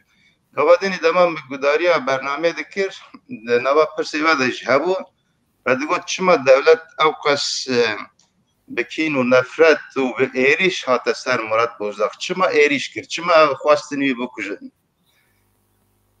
İşte sedem ew bû. Sedem eger kî em bên Murat Bozdağ dibe, Faik Candan dibe, Leyla Güven ve Mehmet Bozdağ bey eger kijan Kurd ji bo yekîtiya Kurdan kar bike, ji bo ziman û çand û kültura Kurdan kar bike, kî bixwaze Kurdên li dervayî welat û Kurdên li Kurdistanê bigîne hev, ew dibe armanca devletê. Ji bo vê êrişî Murat Bozdağ kirin û xwastin wî bikujin û ew birîndar kirin. Lê bi gorî wê jî Murat Bozdağ mirovekî pir bi ceseret bû. Mirovekî serbilind bû. Mirovekî yani li qarşî li hemberî êriş û zulma devletê û bi êrişkariya devletê jî paş de gav nabet. Bereksê wê pêş de çû xwast ku em bên Kurdên Anatolya navîn jî bi qedera wan bi Kurdên Kurdistanê vê girê bide û ji bo maf û doza Kurdistanê kete nava têkoşîneke bê hempa. Bi rastî jî mirov çi qes pesna Murat Bozdağ bide yeme. Ji bo wê ev bername pir girîng e. Lê di şexsî vê bernameyê de tabii ki hevala janî ziman nemir Faik Candan mirov bir biner ji bo wî jî hinek bernameyê bî awayçeke baş e. û dîsa girtina Leyla Güven heye, girtina em bên birêz Mehmet Bozdağ heye. Ev girtinana jî gerek em şermezar bikin û ez şermezar dikim. Bi rastî jî însanek politik yani siyasete, demokratik siyasete legal dikin, jali devletê ve tîne girtin, dixwazin wana bêdeng bikin, dixwazin bê civakê bêdeng bikin. Nevan ser mehemiya ye, gor wê jî gere em reaksiyon nîşan bidin. Kek roj şoreş em gelek spas kirin tê bernamede bimînî heta nîsaet daha hewkame heye, wexteme heye, du mêvanê me mane, em wana jî heynin ser ekranê Apê Reşîd kerema cara godin were. Mêvana me dawî parêzer û birayê Murat Bozdağ, Hasan Bozdağ'a em jî davetê ser sahne dikin. Hasan abi hoş geldiniz. Merhaba, hoş bulduk. Merhaba Hasan. Ez dal bidare derbat kek Hasan Ali bebe. Size Türkçe mi sorayım, Kürtçe mi konuşalım? Ne dersiniz? Türkçesiyle daha iyi çünkü o tamam. Çünkü şimdi Hasan abi sizler de hepsi Türkçeyi daha çok iyi biliyorlar. Yani mühim olan onlara bir şey anlatmaktır yani. Şimdi sevgili Murat Bozdağ'la epey arkadaşlık yaptınız, birlikte mücadele alanlarında bulundunuz. Evet. Siz nasıl görüyorsunuz? Siz Murat Bozdağ'ı nasıl tanıdınız ve nasıl bir kişilik olarak değerlendiriyorsunuz? Orta Doğu'dan bağrından böylesine bir yiğit insanın çıkışını nasıl değerlendiriyorsunuz? Peki Hasan buyurun.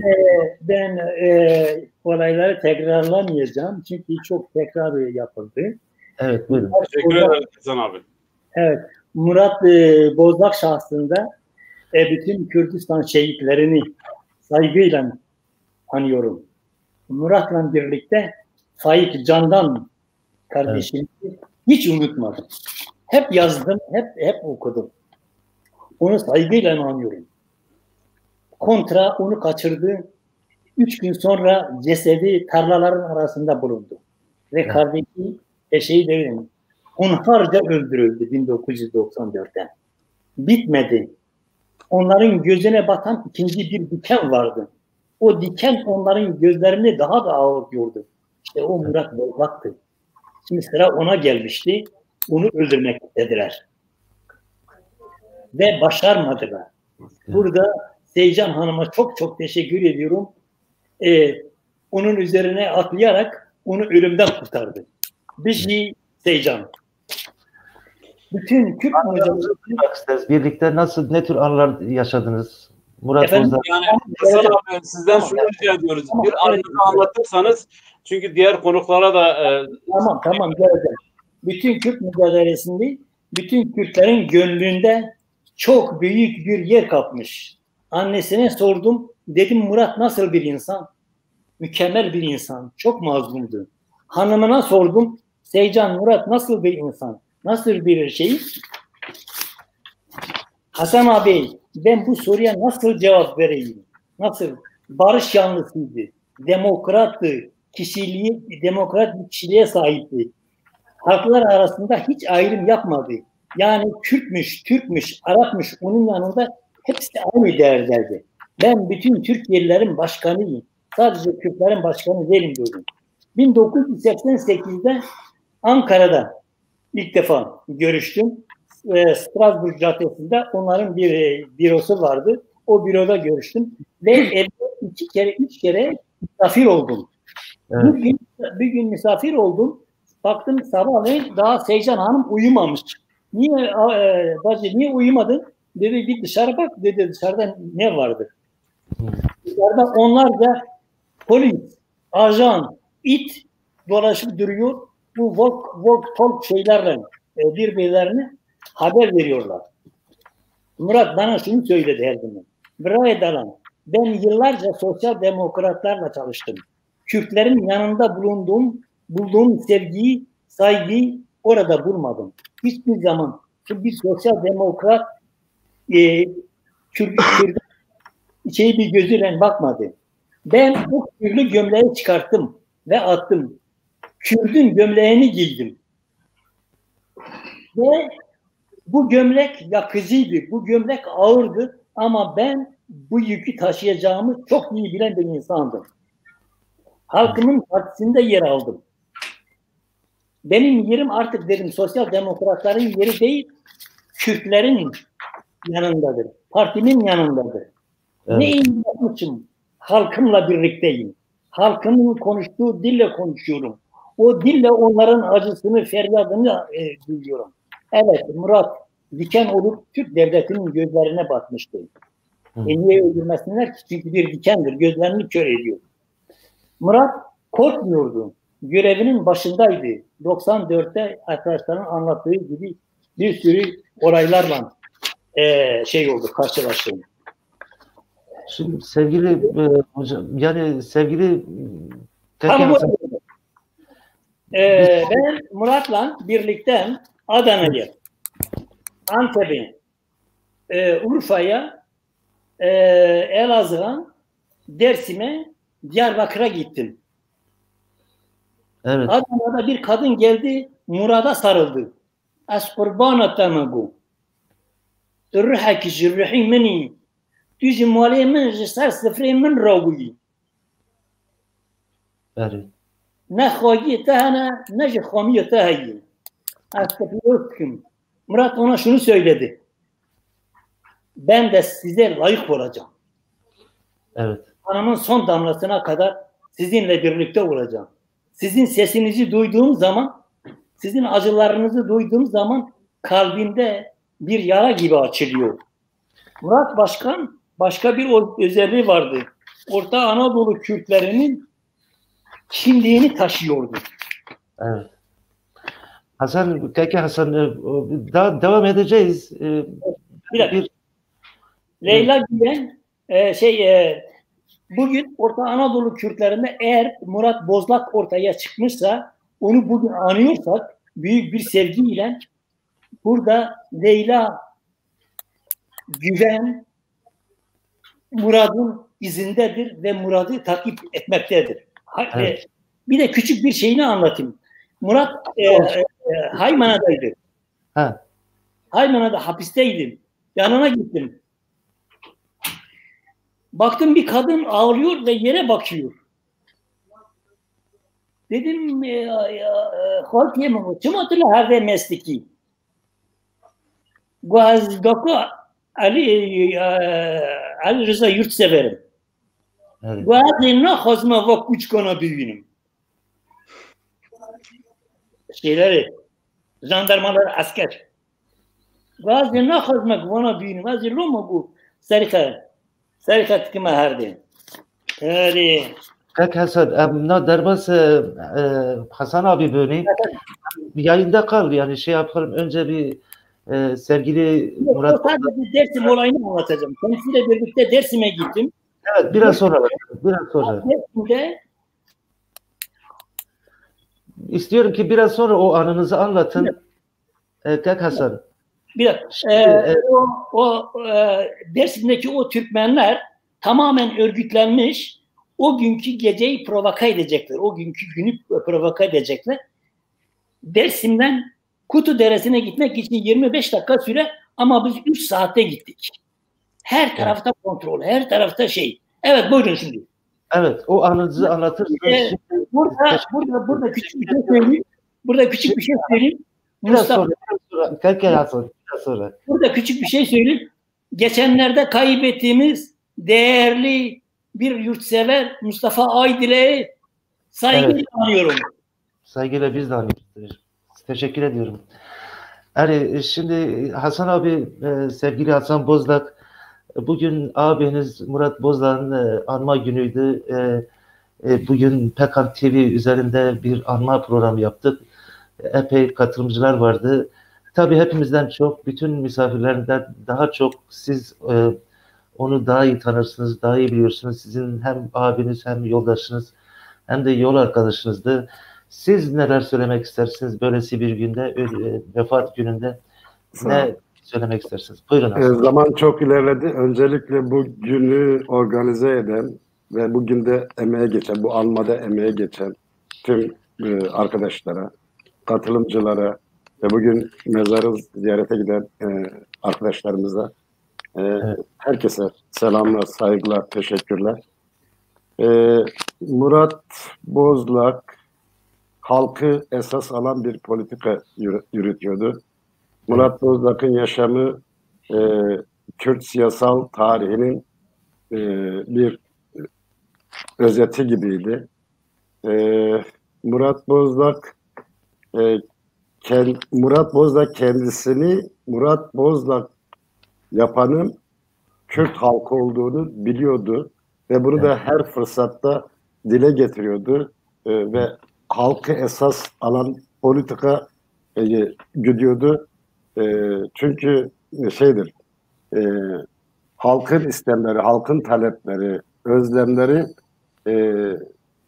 onun siyasetine yön veriyordu.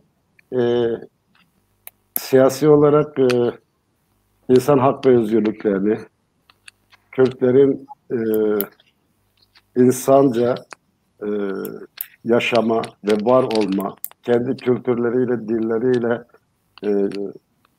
yaşama hakları olduğunu savunuyordu. Arkadaşlar her şeyi söyledi. O iyi bir kardeşti. İyi bir aile reisiydi. Almış olduğu görevleri layıkıyla yerine getiren biriydi. Mesela ailede babam olduğu halde bize çok küçük yaşta kendisini aile reisi olarak kabul ettirmişti. Babam da bunu böyle benimsemişti. Çünkü yapmış olduğu işleri layıkıyla yapıyordu. Çok örgütçü bir yönü vardı. Onu 1987'de Konya bölgesinde ilk defa birinci bölge adaylarının hepsi Kürtlerden oluşmuştu. Bu seçim bizim o bölgede çok ağır ve bir Kürt rüzgarı estirmişti. İnsanların tanışmasına, kaynaşmasına vesile olmuştu. Daha sonradan bu süreç HDP, HDP sürecine evrildi. Evet. Ben abim biz birlikte okuduk. Ben, yengem, abim. Biraz onu istiyorum. Yani birlikte nasıldınız? İlişkiniz, evet. Abi kardeş ilişkiniz nasıldı? Biraz ondan bahsedin. Biz birlikte aynı liseye gittik. Aynı üniversiteyi yaptık. Bitirdik. Orada da yani biz Murat'ın mirasını yedik. Orada mesela çok güzel notlar tutardı. Olması gereken her şeyi yapardı. Biz sadece hem yengem hem ben o hazır olan notlarla biz sınıfı çok rahat yaptık. Yani oradan da yardım aldık. Her alanda, her olayda kendisini olarak görüyordu. Öncü rolünü oynardı yani. Evet. Bizim okulumuzu dahi o yönlendirdi. Mesela ben okula girerken hiç düşünmeden birinci tercih yazmıştım. Hukuk fakültesini yazmıştım. Onun izniyle gitmek istiyordum. Bir ayrı özelliği daha vardı. Yani çocuklarını veya kardeşlerini arkada tutup kendisi mücadelenin içinde değildi. O dönemler çok karanlıktı, çok zor süreçlerdi. Bizi katıyordu. Bizim yapabileceğimiz bir şey olursa talimat verip yaptırıyordu. Herkese teşekkür ederim. Emeğe geçen bütün arkadaşlar sağ olsun. Biz teşekkür ederiz. Evet, Mivan'ın heja, Mivan'ın meydavi heye, derhener Ömer Levent. Ömer Levent, kiye Ömer Levent, ev kese ku belgefil ser Murat Bozdağ çekiriye. Bxêrat Ömer Levent, bernama Pekan TV. Serçavê min.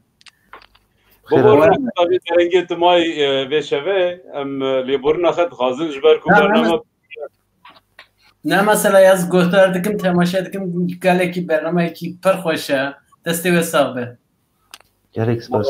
Malava bxêrat bernama Pekan TV. Ez ê vegerim te ez dixwazim Apê Reşîd dixwazî bimîne an jî em dixwazin berdewam bikin. Du kelime bêm ez beqetim herme. Kerem.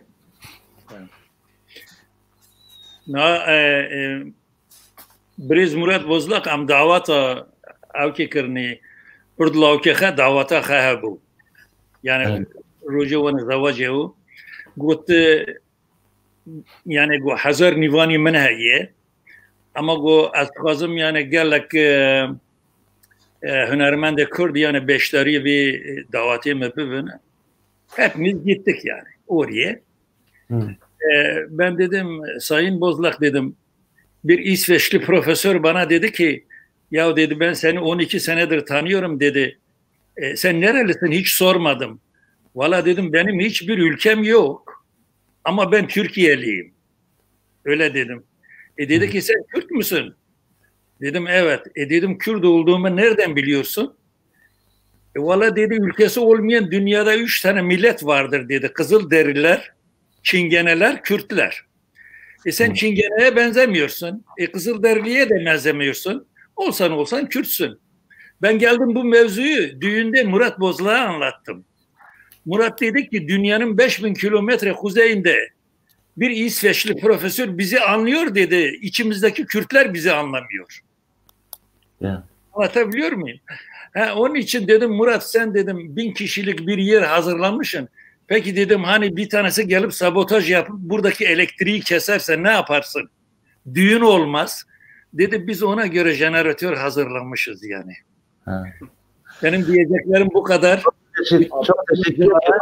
Arkadaşlara, dostlara saygı ve sevgilerimi yolluyorum. Ayrıca Murat Bozdoğan ailesine de en son sevgilerimi yolluyor. Çocukların gözlerinden öpüyorum ben. Çok teşekkürler Abdülreşit. Bir başka programda tekrar görüşmek üzere. İnşallah. Umut ederim. İnşallah. برای سورش رشی ببور نتیجه حتی به درنگی شوه مایی ام بردوام بکن yani dema ku tu vedigerî û îro Murat Bozdax didî berçavê xe û lêkolînê we em bên lêkolandinê dîrokê siyaseta Kurd kuva diçe bi vî avayî نظام تگاوادین گو حد ساعت دا وقت ما هیه اگر تکارن 10 دقیقه زیاده بکن هفت دقیقه مانا که مرجی مایه قط ببرن سیاست کرد از باورد کم دشوفا که مرات دایه نمر مرات بوزداخ دایه باورد کم اوی یعنی هر چقدر زحمت بجی روشا هیرو پر دشیبینه روشا سال نودی نماک که مرات هات گله باران کرن بله دمک زحمت دمک پر چتنه لی گله کرد او زحمتی بی رنگی پر دیتنه جسدی صد اب سر که اب وار روز زحمت در واس که تجارج داوی خش دوزخ پاشت گاب ناویجه و دمجی دمک بینی که مرات هات گله باران کرن کسی ندیوری هر HDP چایه که و خیاجی هر بین دریه پارتیه وکه لی مرات بوزداق مروه که جسارت بو هر تش کسیه خدا برد چو ودکر و یعنی پیشنگیه بی کاری دکر جبوی و مرات بوزداق نه مروه که امبیجن باسیت یاجی که یاجی مروه چاو بیجم مرو بچوک ببینه gerek em به تایبتی بری مالباتاوی پشتراجی کرد آناتولیا نابین و پشتراجی همی کرد بگیشتی gerek لسیاستا مرات بوزداق به دوزا مرات بوزداق خودی درکبین yani خودی درکتن چاوه به دیتینا من tabi مرو دکاره هنک لسر نقاش بکن گور خیالی وی گور مزناهی وی گور فکر و رامان ویه که امینی پیش دیتی گره ام تر بگرن گور ویجی مثلا ساله جاره که برنامه که وی رنگی نه ام لسر ناوی مرات بوزداق وقفه که آوا بکن او وقفه یعنی مزدبیم وقف لی دکاره مرو دکاره تشتک دیج آوا بکن ناوا گیدیج دکاره ببن نه گرینگه که مرا وقفه که یا جی تشتکی بی آوای ارگانیزاسیونه که بی آوای آوا بکه سر نبی مرات بوزداق ام بینی سال جاره که خلطین سیاسی و دموکراسی و حق و حقوقی بلا بکه دکاره پرکین هلبسته بکه دکاره ام بینی ای چیروکا بکه چه زنن بی آوای مرا دکاره ام بینی دوزاوی خیالی وی به بردوامی به سیستماتیک پیش ببرم bu ive az peşniyar dikim به تایبتی جی yani بگم برای malbatavi gerek beni tişteki ha behezre befekre beryare ki bide pişraji pekan u Kurdi Anatolya nabin o bir geçtici hemi Kurd gerek pişkiriye bir proje ki bir rengi bikin ki navi Murat Bozdax nemir be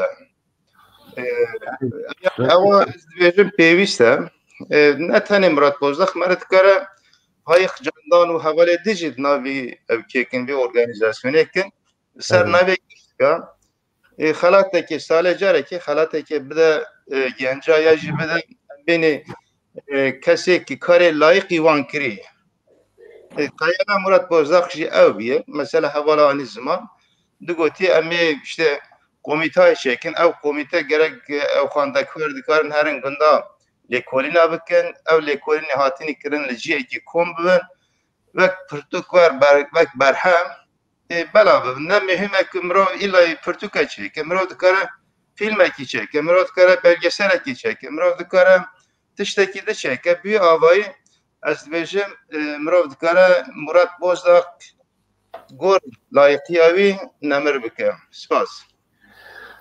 Em spas dikin Kekşureş, gerek spas ji bo tavsiyete, tavsiyeni pir xweş bûn jî.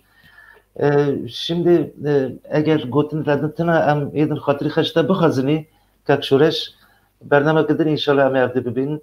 Gerek spas dikin ji bo tevlîbûna te. Gudarî dikim Edseç. Şimdi sevgili Ömer Leventoğlu, size geçmek istiyorum.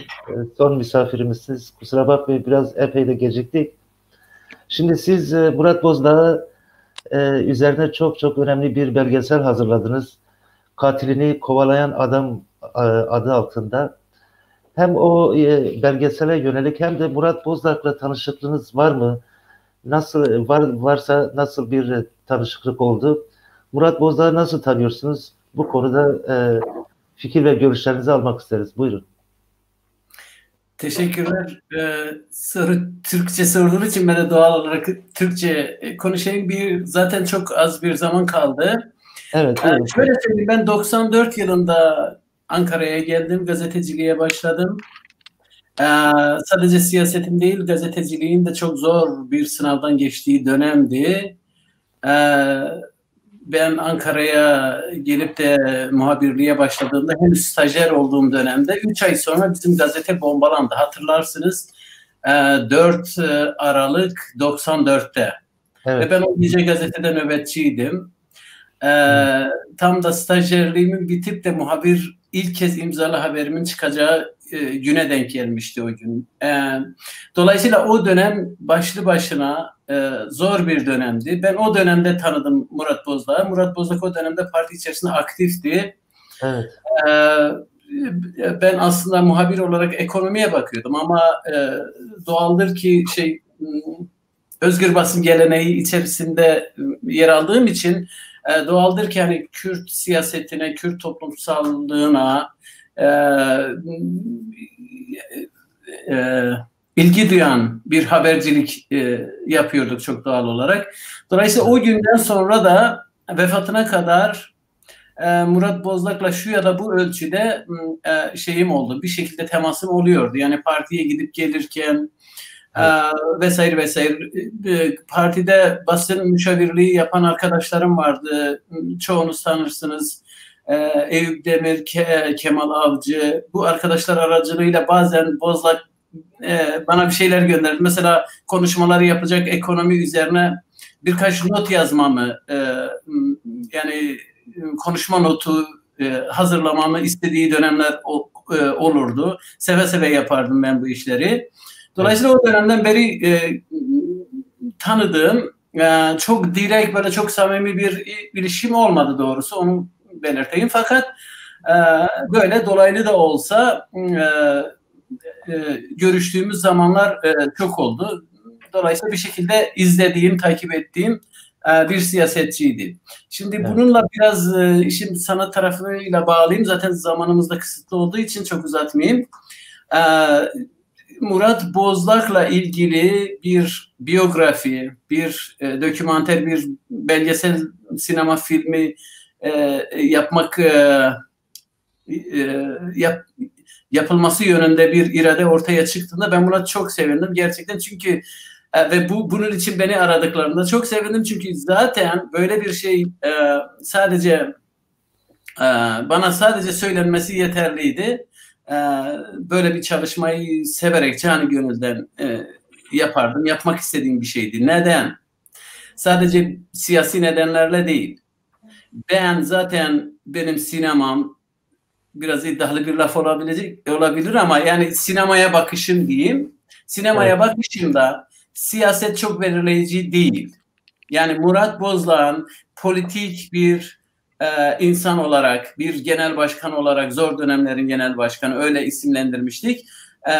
Böyle birisi olarak çok ilgimi çeken bir şey değil bu. Politik bir şey yapmak istemiyordum. Aslında elbette bu belgeselle Kürt hareketinin son 30 yılını da az çok böyle fotoğraflamaya çalıştım. Fakat benim esas ilgimi çeken şey sinemada karakterdir. Kişilik. Evet. Kişilik özellikleri ve Murat Bozdak bunun için son derecede ilgi çekici, bir karakter. Neden? Çünkü Murat Bozlak'ın zor dönemlerin genel başkanı olması sadece yurtseverliğinden dolayı değildi. Karakterine içkin, ilkesel duruşu, tavrı nedeniyle böyleydi. Yani siyasi fikirleri değil belirleyici olan, karakterine içkin özellikler. Yani ne demek istiyorum? İlkelere bağlılık, değerlere bağlılık, fikirlere bağlılık, bir fikir insanı olması, bir ilkeler insanı olması ve bunda çok samimi ve şöyle sahici olması. Bu çok önemli bir şey, sahicilik. Siyasette çok önemli yerlere gelebilirsiniz, çok önemli görevler üstlenebilirsiniz, popüler de olabilirsiniz, çok başarılı da olabilirsiniz ama sahici olmak çok çok önemli, çok önemli bir şey ve bu herkeste bulunmayan bir şey. Dolayısıyla da ben sinema filminde de mümkün olduğunca Bozlak'ın bu özelliklerini öne çıkarmaya çalıştım. Evet. Yani karakter özelliklerini açığa çıkartan hikayeler bulmaya çalıştım. Çok da zorlanmadım. Aslında elimde neredeyse son 30 yılın arşivi vardı ki var hala. Bu çok büyük bir hazineydi. Ama bu arşive baktığınızda ve kendi kişisel tecrübelerimde dedim ya 94'ten beri tanıdığım birisiydi. Dolayısıyla buradan baktığınızda zaten yeterince güçlü bir hazineyle karşı karşıya olduğunuz aşikar. Ben de biraz elimden geldiğince bu hazineyi işlemeye çalıştım. Sevgili Leventoğlu, şimdi arkadaşlar soruyorlar, diyorlar ki bu belgeseli nereden izleyebiliriz diyorlar. Onun cevabı var mı acaba? Şimdi şöyle söyleyeyim, belgesel aşağı yukarı 2 yıldır bitmiş durumda. Fakat Türkiye'deki politik ortamın bu Türkiye'deki despotik durum diyelim, evet, bunun yaratabileceği hukuki sakıncalar dikkate alınarak henüz bir festivale gönderilmedi ya da henüz gösterilmedi. Umuyorum ki yakın zamanda Avrupa'da özel gösterimleri yapılacaktır diye düşünüyorum. Ve daha sonra da muhtemelen televizyon gösterimleri olabilir diye umuyorum. Öyle tahmin ediyorum. Ve olmasını istiyorum açıkçası. Çok emek verdim. Yani evet, sadece emekten dolayı değil. Çok iyi bir iş çıktığını düşünüyorum. Çünkü Bozlak gibi bir karakterin, ben öyle söyleyeyim, bir karakterin hikayesini insanların görmesi gerektiğini düşünüyorum. Yani ilke sahibi olmak nasıl bir şeydir? Fikir sahibi olmak nasıl bir şeydir? Fikirlere bağlı olmak, onları takip etmek, onun için bedel ödemek nasıl bir şeydir? Bunu insanların görmesi gerektiğini düşünüyorum açıkçası ve umuyorum ki göreceklerdir. Ben buradan da takip ediyorum, tabii soruyorlar belgesel ne olacak diye. Yakın zamanda yayınlanmasını umuyorum. Evet. Bizler de tabii ki destek ve katkı sunarız yayınlanması için. Elbette birlikte yaparız hocam. Umarım. Son olarak belki bizim belgeselimiz üzerine birkaç söz söylemek istersiniz. Vallahi Orta Anadolu Kürtleriyle ilgili de bir belgesel fikri var diyeyim. Proje değil galiba. Bir fikir var, böyle bir istek var. Biz de bunun için bir ön çalışma yapıyoruz da. Evet. Umarım onu da çekeriz. Onu da büyük bir arzuyla, iştiyakla evet, istiyorum yapmak. Umarım ki bunu yapabiliriz. Ben Bozlak'la ilgili son olarak eğer vakit varsa bana 2 dakika vermenizi rica edeceğim.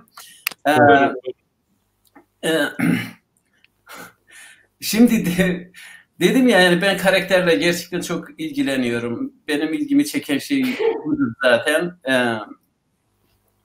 Bozlak'ın köyüne, mezarına, türbesine gittim. Annesinin gözünün içine baktım. Fatih Ana.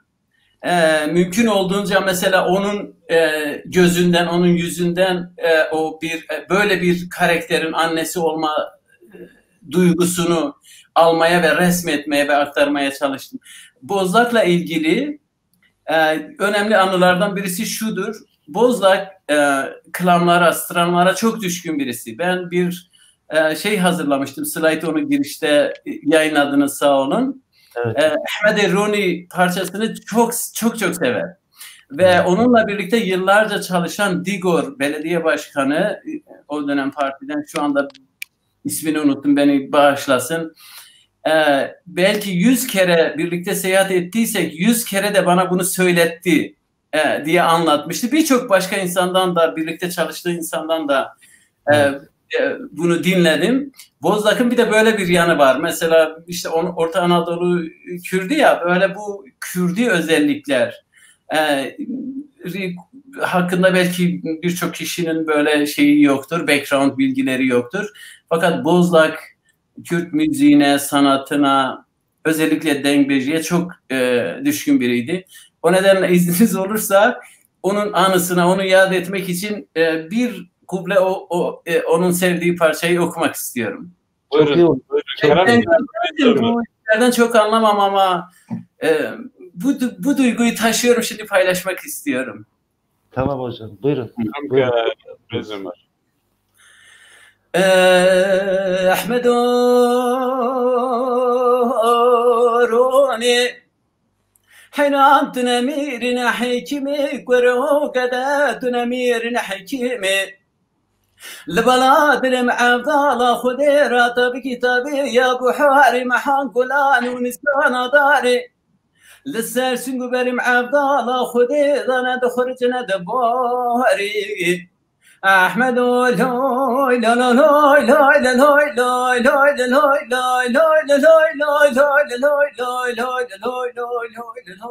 لوي لوي لوي لوي بس راي ربني لي تربني لي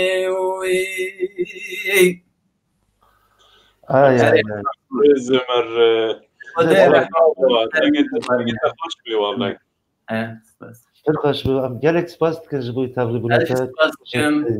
Taben valla برنامه‌ki perport و perxoş bu desti ve sahbi. Spas tkınız, spas tkınız. و حتى في درنگ شومان ما هناك كون درنگ جاينان ام لبورنا خد خازن. نه اصلا نه مثلا. اگر حستی که کاری بمنی ام جدو با صحبت بکن ام که حسن را بردام بکش. سرچارم az tamaşa bıkım şu an. Tamam. Spas malı. Hasan abinin de son sözlerini alalım ve bugünkü yayın hakkındaki görüşlerini de alalım. Daha sonra programımıza son verelim. Buyurun Hasan abi. Neler Yayında emeğe geçen bütün arkadaşlara teşekkür ediyorum, katılımcılara. Detaylı irdelediniz. Herkes elinden gelen yaptı. Evet. Allah rahmet eylesin. Emeğinize sağlık, hakkınızı helal edin. İyi akşamlar. İyi akşamlar Hasan abi. İyi akşamlar. Teşekkür ederiz. Ali Habib Ahmet.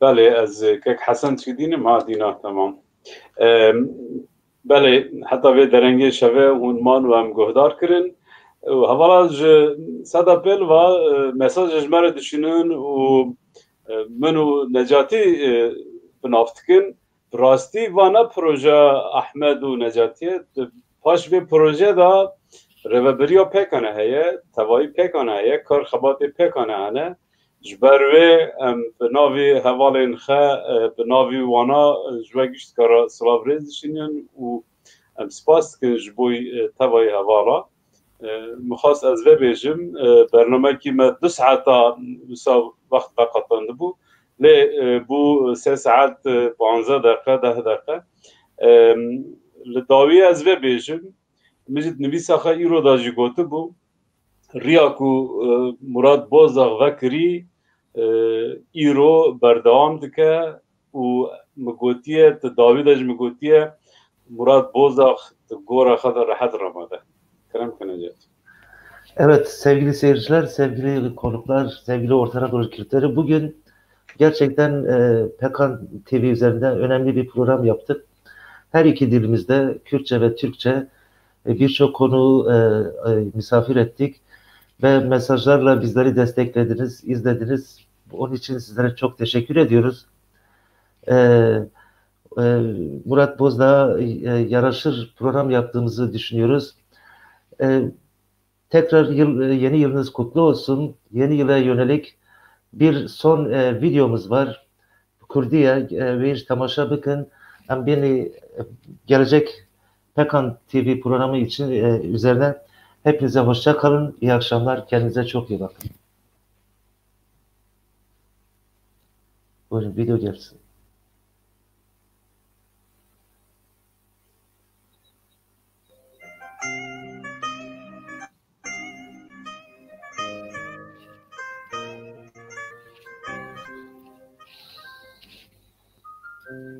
سالا 2020 سالا 2020 بریم بو سالا که داگرهری و ویرانی بو نچاری و کوچگری بو سالا که گوهی دادگهوانا گر بو سالا که زمان راستی لال بو سالا که چاو جیهان گور بو سالا که کرینا مروواهیه سالا که فروتنا مروواهیه خاپندن ای خانت برجواندی دستهلداری دزی و جاف سور کرن و به هیویا سالا 2021 سالا آزادیه به سالا آشتیه به سالا سرکفتنه به سالا آرامیه به سالا وکهویه به سالا براتیه به سالا داوی لزور دستیه به سالا داوی لبندستیه به داوی لکشن و رواندنا مرووا به داوی لهاوار و کسرا ده و باوا به زارو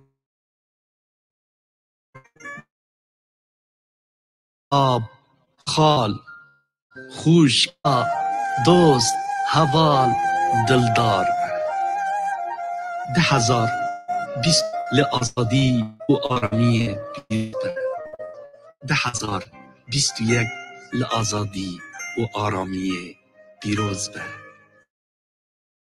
2021 و آرامی پیروز